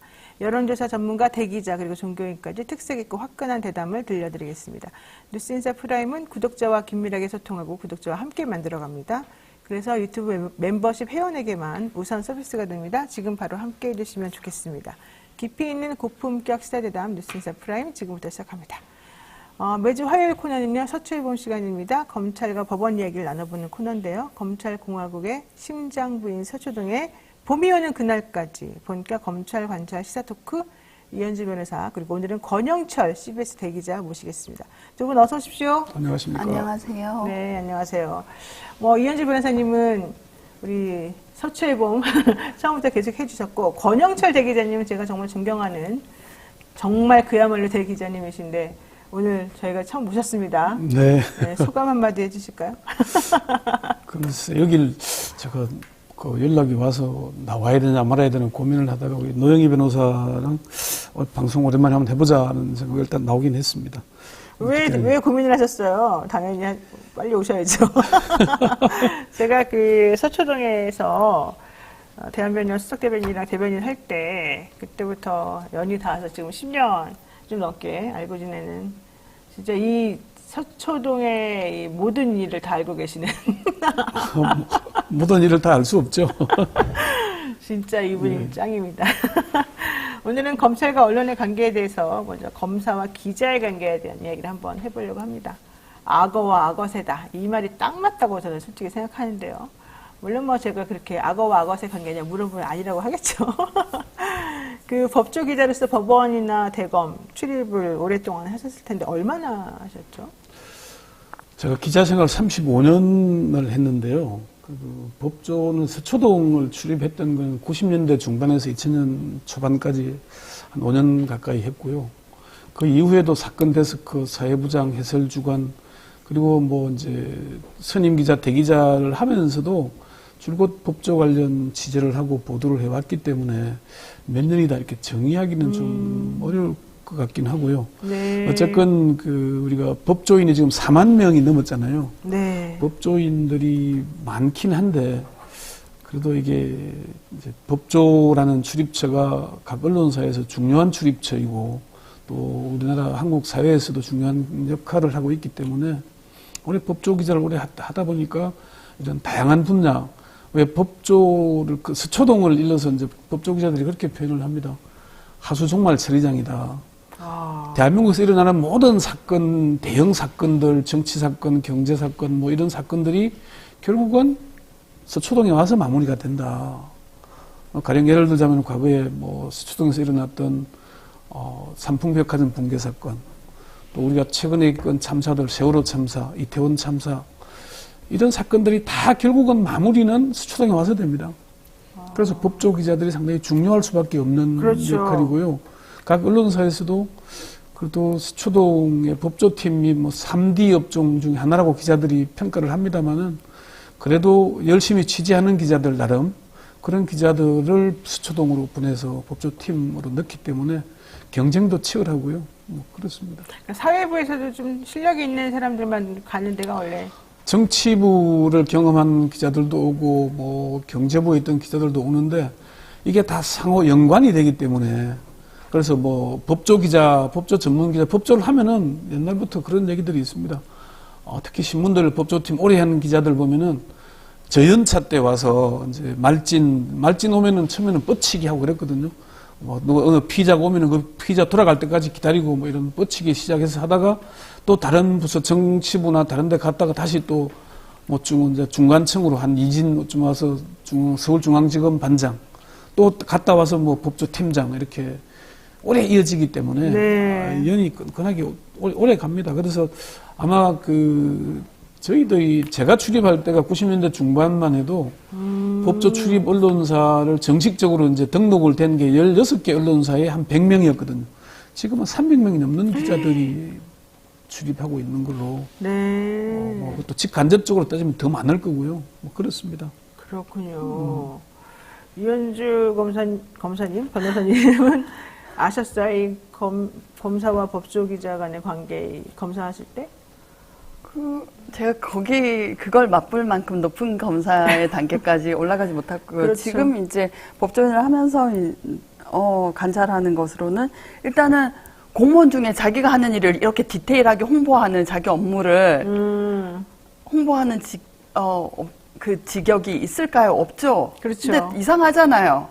게다가 무기 대등의 원칙, 공반 중심주의에 의해서 법정에 가서 대등하게 거기서는 한 당사자에 불과한데 일방적으로 그 기사거리를 쏟아내고 그대로 실어주잖아요. 네, 그렇죠. 그러니까 이거는 그 피고인의 공정한 재판을 받을 권리에도 부합하지 않고 그러니까 너무 이상한데 이게 너무나 오랫동안 당연시 된다는 것이 이상하죠. 그 이상하게 받아들이는 것 중에 하나가 이제 받아보면 이렇게 생각을 저는 이해를 했어요. 그동안에는 검찰은 일단 공무원이잖아요. 공익의 대변자라잖아요. 바로 그겁니다. 얘기를 하고 있잖아요. 네, 그러니까 이제 법조인들이 바라볼 때는 법조 3년이 볼 때는 법 상단에 판사가 있고 변호사와 검사가 대등한 관계로 이제 보는 거지만 어쨌건 공직의 공무원 일을 했으니까 이게 뭐 그냥 사익을 대변하는 건 아니잖아요. 누구 특정 개인을. 그렇죠. 그러니까 이 사람들이 검찰이 기능이라는 게 이제 사회적 범죄 척결이라는 기본적인 업무도 있는 거잖아요. 그 임무 역할을 해왔기 때문에 그랬는데 우리가 사회에 이런 얘기가 있습니다. 후진국으로 갈수록 경찰 관련 기사가 많고요. 네. 좀 더 선진국으로 나아가면서 그다음 검찰 기사가 많고 선진국으로 가면은 이제 법원 기사들이 이제 법정에서 벌어지는 기사들이 중심으로 간다는 그런 이제 얘기가 있습니다. 실제 그런 단계가 우리도 과거에 5공화국 때 보면은 주로 경찰 단계 아니면 뭐 안기부 단계 기사들이 많이 나왔고요. 점점 나와서 이제 87년 민주화국 이후에 검찰 관련 기사들이 점점점 올라가면서 검찰의 권력도 점점 높아져 갔고요.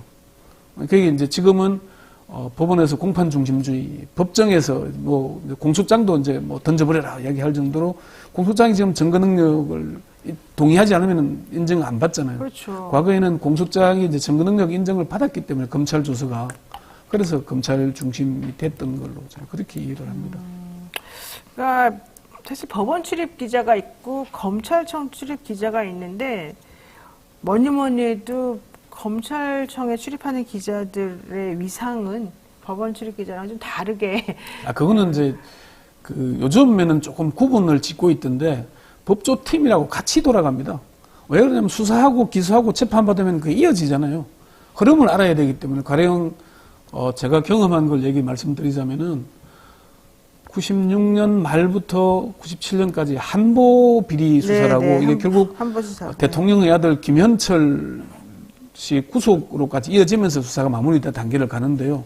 그럼 이게 1차 수사에서부터 여기 결론까지 재판까지 다 지켜봐야 되거든요. 그럼 이게 검찰 기자 따로 법원 기자 따로 구분할 수가 없는 거죠. 법조팀이 같이 굴러가는 것이고 법조팀장은 전체를 다 또 통솔을 하고 지휘해야 되잖아요.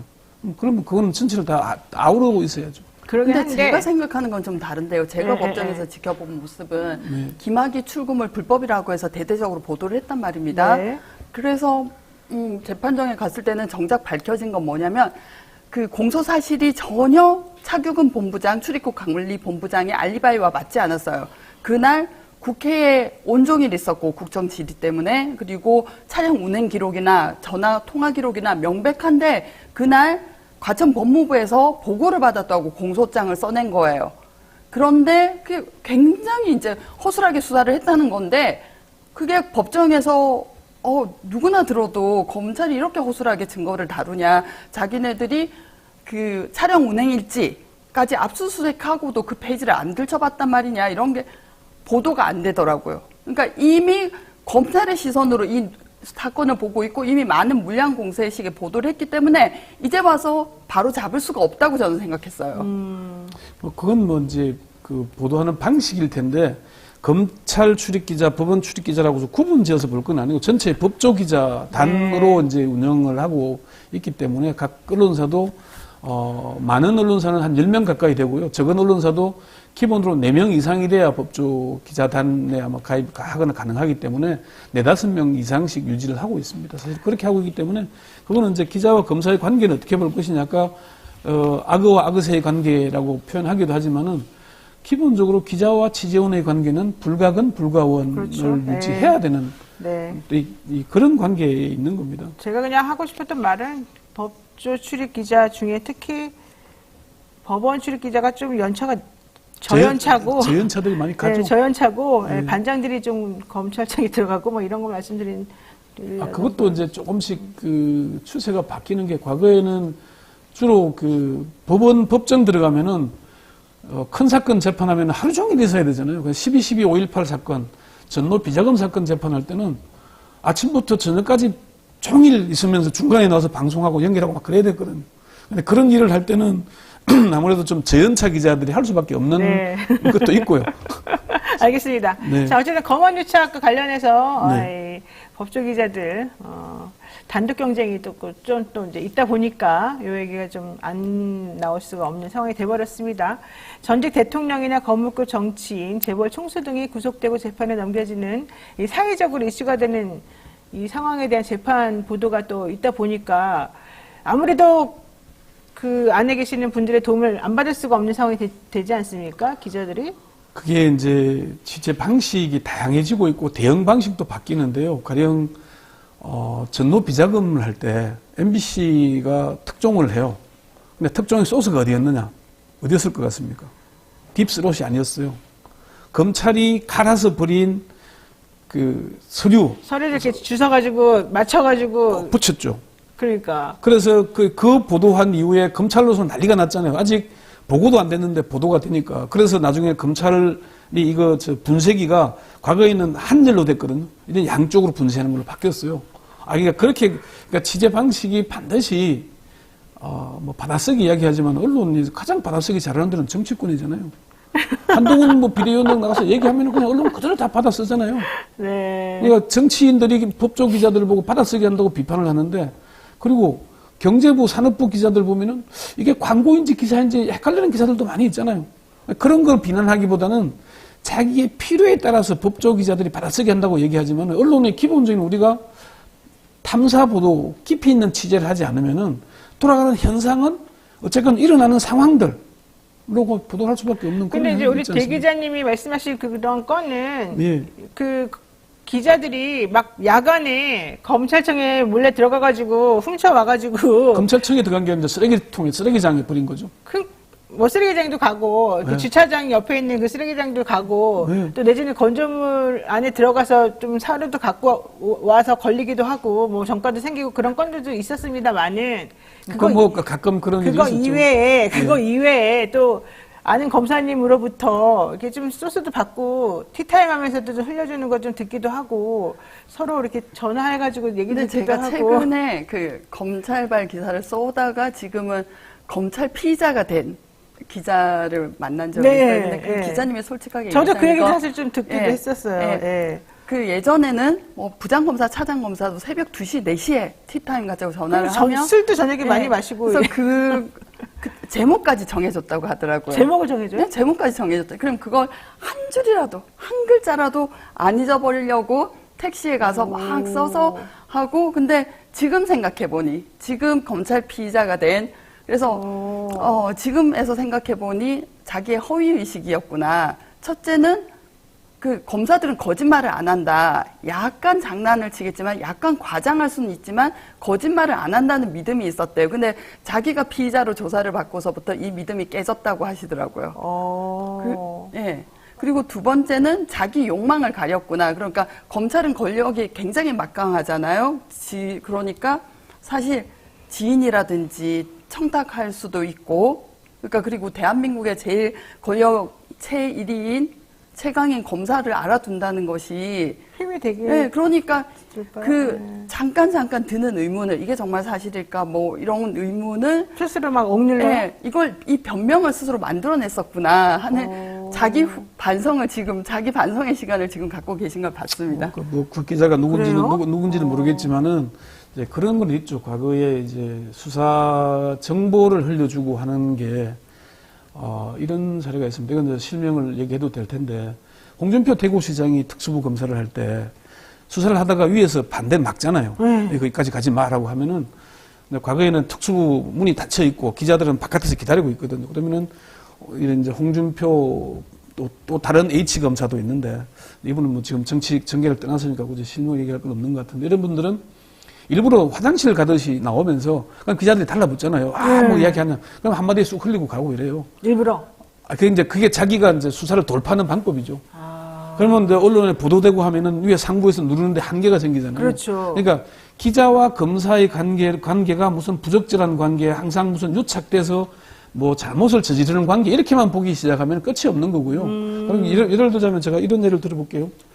우리나라 민주화를 달성하는 가장 큰 특징 중에 하나가 박종철군 고문치사 사건입니다. 그렇죠. 그럼 이 사건을 어떻게 취재했느냐? 이게 이제 중앙일보 신성호 기자가 취재를 했던 내용인데, 아침에 그때는 중앙일보가 아마 습관이었던가요? 7시 반에 마와리를 돌면서 이제 그때는 실명 보도를 못 하죠. 실명하면은 바로 그 사람 그렇죠.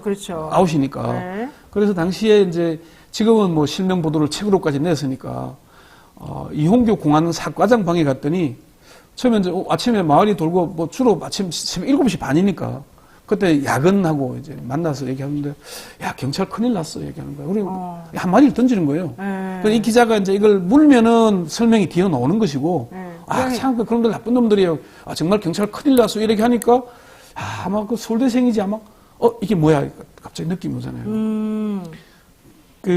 경찰도 팩트를 검사가 얘기를 하면서도 리얼하게 팩트를 다 설명하지는 않습니다. 물론 나중에 막 전달하는 사람도 있긴 하고 그런 경우도 있지만은 나머지는 취재를 해야 돼요.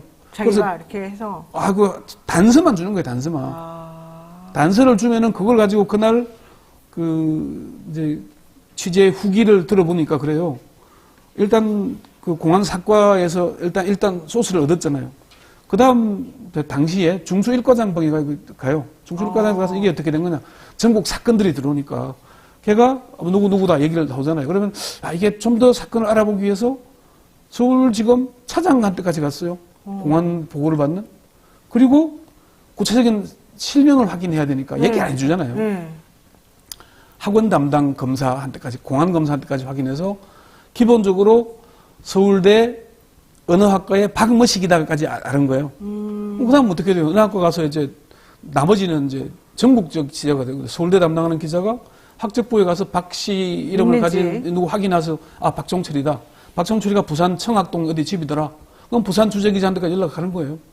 이게 종합이 돼서 기사가 2단짜리 기사가 난 거예요. 그럼 이 소스가 아까 말씀하신 대로 좀 뭐 일가에서 우리 일설에서 얘기하는 대로 그러면 기자와 검사의 관계는 항상 부적절하고 무슨 뭐 유착해서 나쁜 짓하고 이런 것만 있는 게 아니라 이런 사건, 우리가 세계적인 특징으로 꼽는 워터게이트 사건도 결국은 FBI에서 딥스롯이 흘린 거잖아요. 단서는 그렇게 시작이 되는 겁니다. 이게 취재를 하면서 그래서 기자와 취재원의 관계는 불가건. 기자가 검찰 편은 아니야. 때로는 검찰 편을 들기도 하고 검찰 입장을 전달하기도 하지만은 반드시 그렇게만 하는 건 아니거든요. 그럼 예를 들자면 이런 겁니다. 우리도 박근혜 최순실 국정농단 사건에서 저도 그 기사 보도를 많이 했습니다만은 우병우, 최순실 비판 기사를 많이 쏟아내거든요. 누구한테 확인합니까? 어디 확인하겠어요? 검사한테 해야 돼요? 검찰이나 누가 확인할 수밖에 없잖아요. 검찰이 아까 말씀드린 대로 변호인들은 피고인을 대변해야 되는 입장이니까 사익을 지켜줘야 되잖아요. 그렇지만은 검찰이 기본적으로 의도를 가지고, 요즘 같으면 검찰이 워낙 거세지고 뭐 우리가 이런 표현을 합니다만은 검찰은 빛을 스스로 낼 수 있는 태양이 아니잖아요. 달이잖아요, 달. 네. 반사체잖아요. 네. 발광체는 아니거든요. 근데 지금은 발광체가 돼버렸잖아요. 네, 그러니까 그거 좀 안 좋은 거 아니에요? 근데? 안 좋죠. 네. 안 좋은데 그럼 그 발광체를 검찰 스스로 발광체가 됐어요? 그건 아니잖아요. 검찰은 공익의 대변자고 정의의 수호자고 자기들이 그런 걸 내세웠죠. 내세웠는데 검찰의 권력이 점점 세지면서 스스로 권력을 쥐게 된 거예요. 제가 그 일설에 그런 얘기를 들었습니다. 박근혜 정부 때 청와대 압수수색을 했죠. 네. 검사들이 청와대 압수수색을 해보고 뭔가 대단한 게 있는 줄 알았는데 해보니까 너무 허접해요. 그래요? 아, 이건 뭐야? 우리 이현주 변호사님도 S대 법대를 나왔지만은 그 출신들이 볼 때는 야, 이 허접하잖아, 이게 정치를 하는 것들이. 우리가 하는 게 낫겠네 하는 생각을 했다는 후문도 있었어요. 그러니까 이게 사안을 어떻게 볼 것이냐. 검찰 서초동의 봄이라 그러죠. 서초동이 우리 아직 오늘이 경칩인데 이제 봄이 오고 있네요.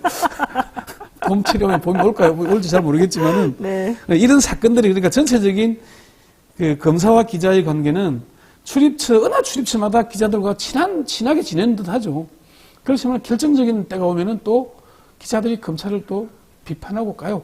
검찰총장도 근데 제가 여기서도 반론을 할 수 없는 게 그 취재의 양이 검찰발 기사들이 압도적으로 많죠. 근데 이게 그 재판장도 그 진공 상태에서 재판을 한 사람이 아니니까 수개월 동안 피의자에게 불리한 보도를 접하게 되면 자기 저울 추가, 저울 바늘이 0에서 시작할 수가 없어요. 그러니까 이게 지금 뭐 부지런한 기자도 있고 열심히 다른 취재원을 통한 기자도 있겠지만 제가 보기에는 절대적인 기사의 양이 검찰발 기사가 압도적으로 많다라고 저는 생각해요. 그러니까 그리고 또 하나는 기자들의 새로운 용도가 지금 한동훈 비대위원장이 발굴한 건데 수사정보원으로 쓰죠. 그러니까 취재 활동을 겸한 동시에 수사 단서를 구하는 활동이 된 거지 않습니까? 이동재 기자. 다른 검사의 사례도 이걸 봤거든요. 그러니까 자기 검사실에서 운영하는 실무관, 그리고 계장 말고도 외부에 지원 인력을 둔 셈이죠. 아, 그렇게 활용이 되고 있어요? 아까 그건 이제 이런 거겠죠. 정보를, 수사 단서를 기사에서 얻는 경우도 있거든요. 아, 검사가? 예.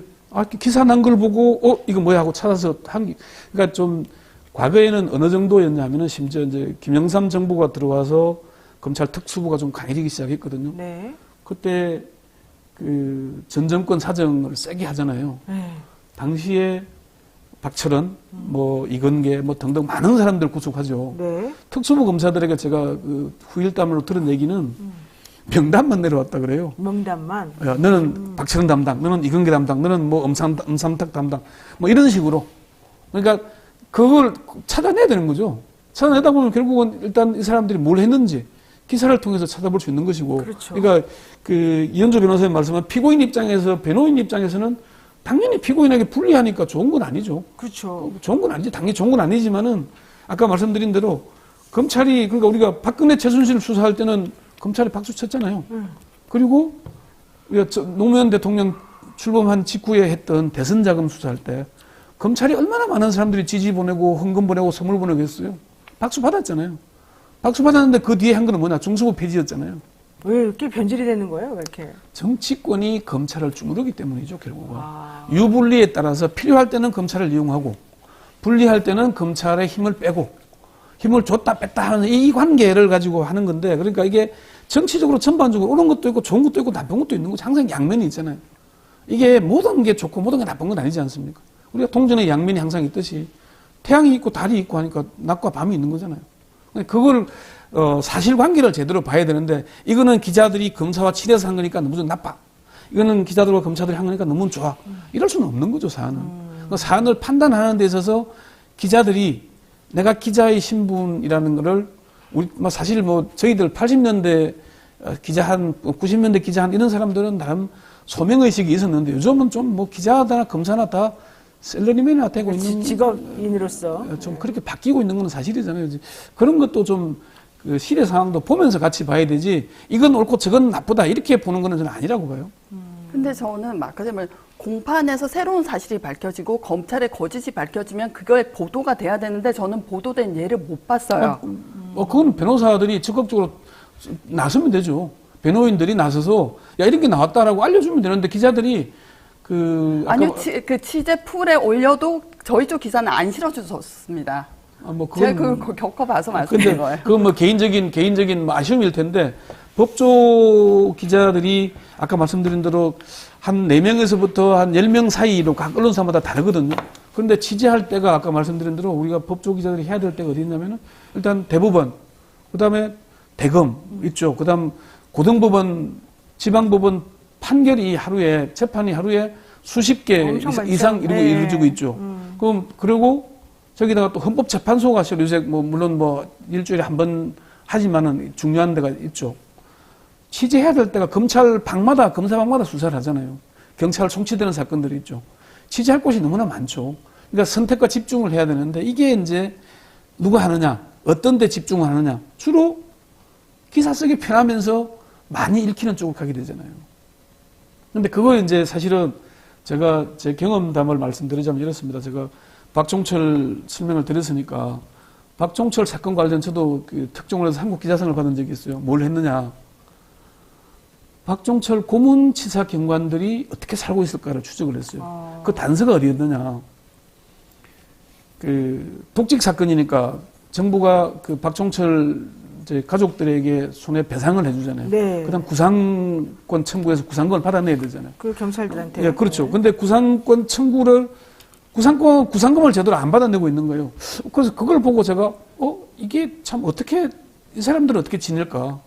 그 추적을 하게 된 거예요. 이 사람들이라는 그 경찰을 말하는 거죠? 고문 경관들. 고문 사건에 관련됐던 경관들. 그래서 그걸 가지고 그 자료 모으는데 한 1년 반 걸렸습니다. 그렇게 오래 걸려요? 그 당시에는 온라인, 오프라인 시절이잖아요. 아날로그 시절이니까. 사람들 물어가면서 찾아다녀야 되잖아요. 경찰에서는 그 고문 경관 관련된 강민창부터 저 밑에 경장까지 정보를 안 주는구나. 보안을 철저히 지키고 있고. 우리 지금은 경찰 시경협한테 얘기 좀 확인 좀 해오라니까 경찰이 일체 보안 한 명도 안 알려준다. 그럼 그 사람들 연락처, 주소를 먼저 알아야 되잖아요. 그렇죠. 추적하는 게 시작이 됐죠.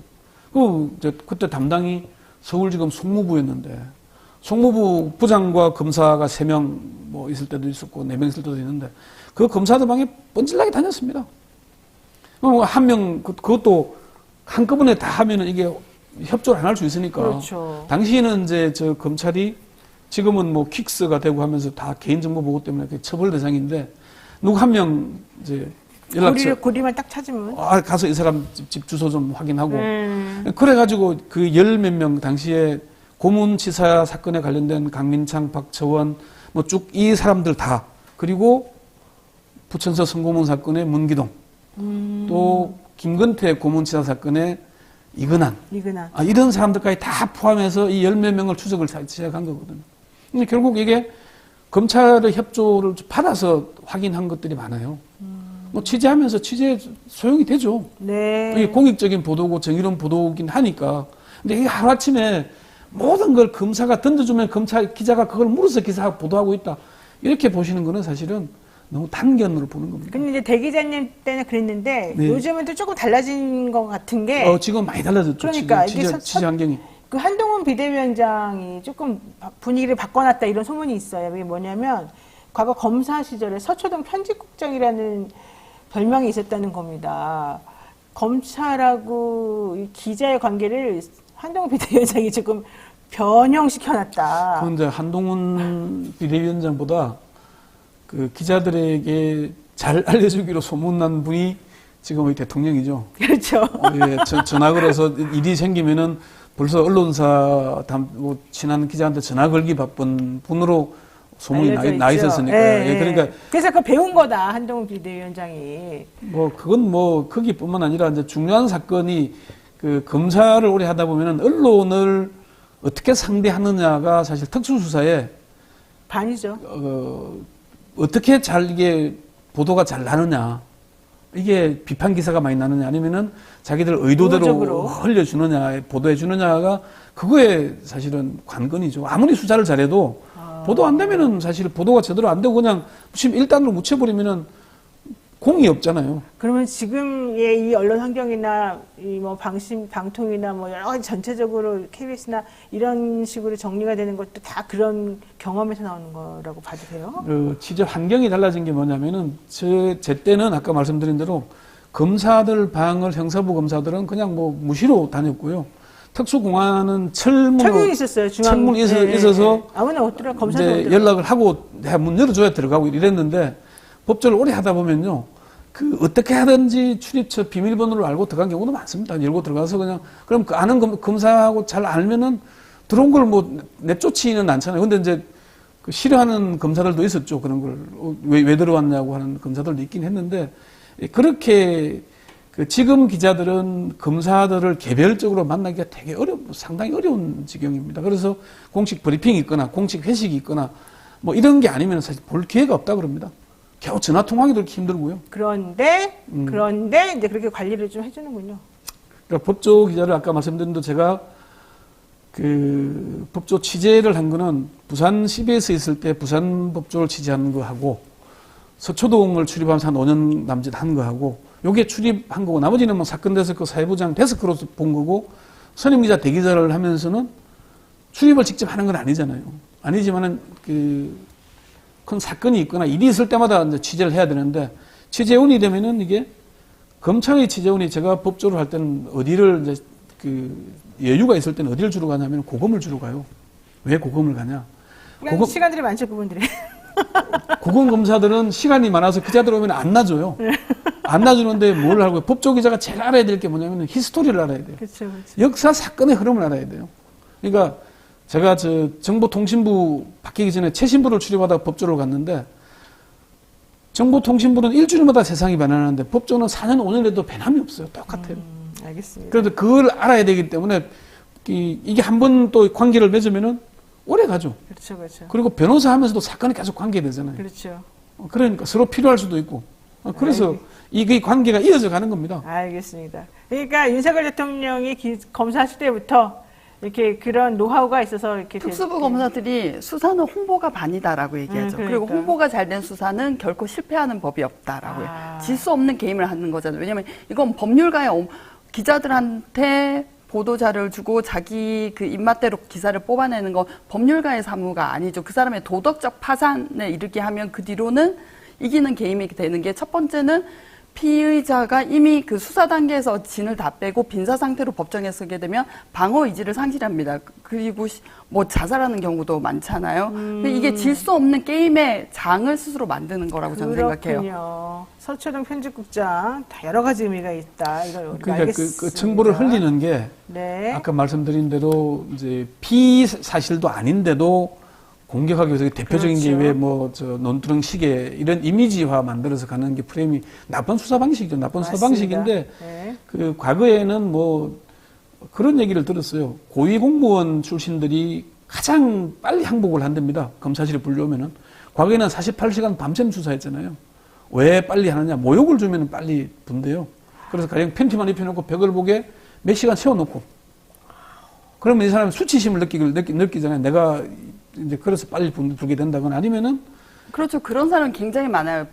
이제 추운데 대기실에 오래 기다리게 한 다음에 들어오세요라고 해서 들어오면은 이렇게 걸어서 들어오면 누가 걸어서 들어오라고 했어요. 거기서부터 시작하는 거죠. 그리고 자기가 했던 말을 조서에 반영을 안 시켜줬다. 저 이렇게 말하지 않았습니다라고 하면은 행시도 학교 가신 분이 머리가 나쁘시네. 저 벽 보고 서 있으세요. 그럼 기억이 날 거예요. 이러고 자기네들은 저녁 먹으러 가서 돌아오고 그러면 모멸감을 느껴서 그냥 이 자리를 벗어나는 게 최대 목적이 되는 거예요. 그럼 자기가 하지도 않은 말이 적혀있는 피신조서에 사인하고 돌아옵니다. 그게 사람이잖아요.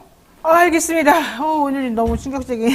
아니 근데 꼭 과거에 뭐 그런 일들이 쭉 많이 있긴 했는데 그러니까 이제 언론이 가령 그 중요 범죄자를 잡는데 네. 대기업이 어느 정치인들한테 장관들한테 뇌물을 줘서 큰 사업을 따냈다. 네. 이건 뭐 처벌해야 되는 사안이잖아요. 네. 그럼 처벌하기 위해서 수사를 하는데 수사 협조 안 한다고 안 하면은 검찰로서는 증거를 찾아내야 되는 것이고 공익적 입장에서 보자면은 그 나쁜 습관 정경유착은 무너뜨려야 될 거잖아요. 이제 네. 그래서 그게 이제 기자들 입장에서는 공익적을 판단을 해보면은 검찰이 그러니까 아까 변호사 입장에서는 하나의 당사자에 불과하지만은 기자들이 볼 때는 공익에 일단 대변인이기 때문에 네. 이제 그런 점도 있는 걸 감안해서 봐야 되는 거죠. 알겠습니다. 네, 뉴스이다 프라임 매주 화요일 코너 서출봄 오늘 여기까지 들었습니다. 네, 대 기자님 오시니까 정말 무궁무진한 얘기가 많이 나오고 있습니다. 이현주 변호사 그리고 권영철 대기자 오늘 말씀 감사합니다. 고맙습니다. 뭔가 결론이 없이 끝나네요. 네. 우리가 제 결론을 해요. 네. 이게 결론입니다. 아, 그게 결론입니까? 네, 오늘 뉴스이다 프라임 여기까지고요. 생방송 라이브 끝나고 다시 보기 가능한 거 여러분 잊지 마시고요. 댓글 참여 부탁드립니다. 저는 내일 아침 다시 뵙겠습니다. 고맙습니다. 우리 노반장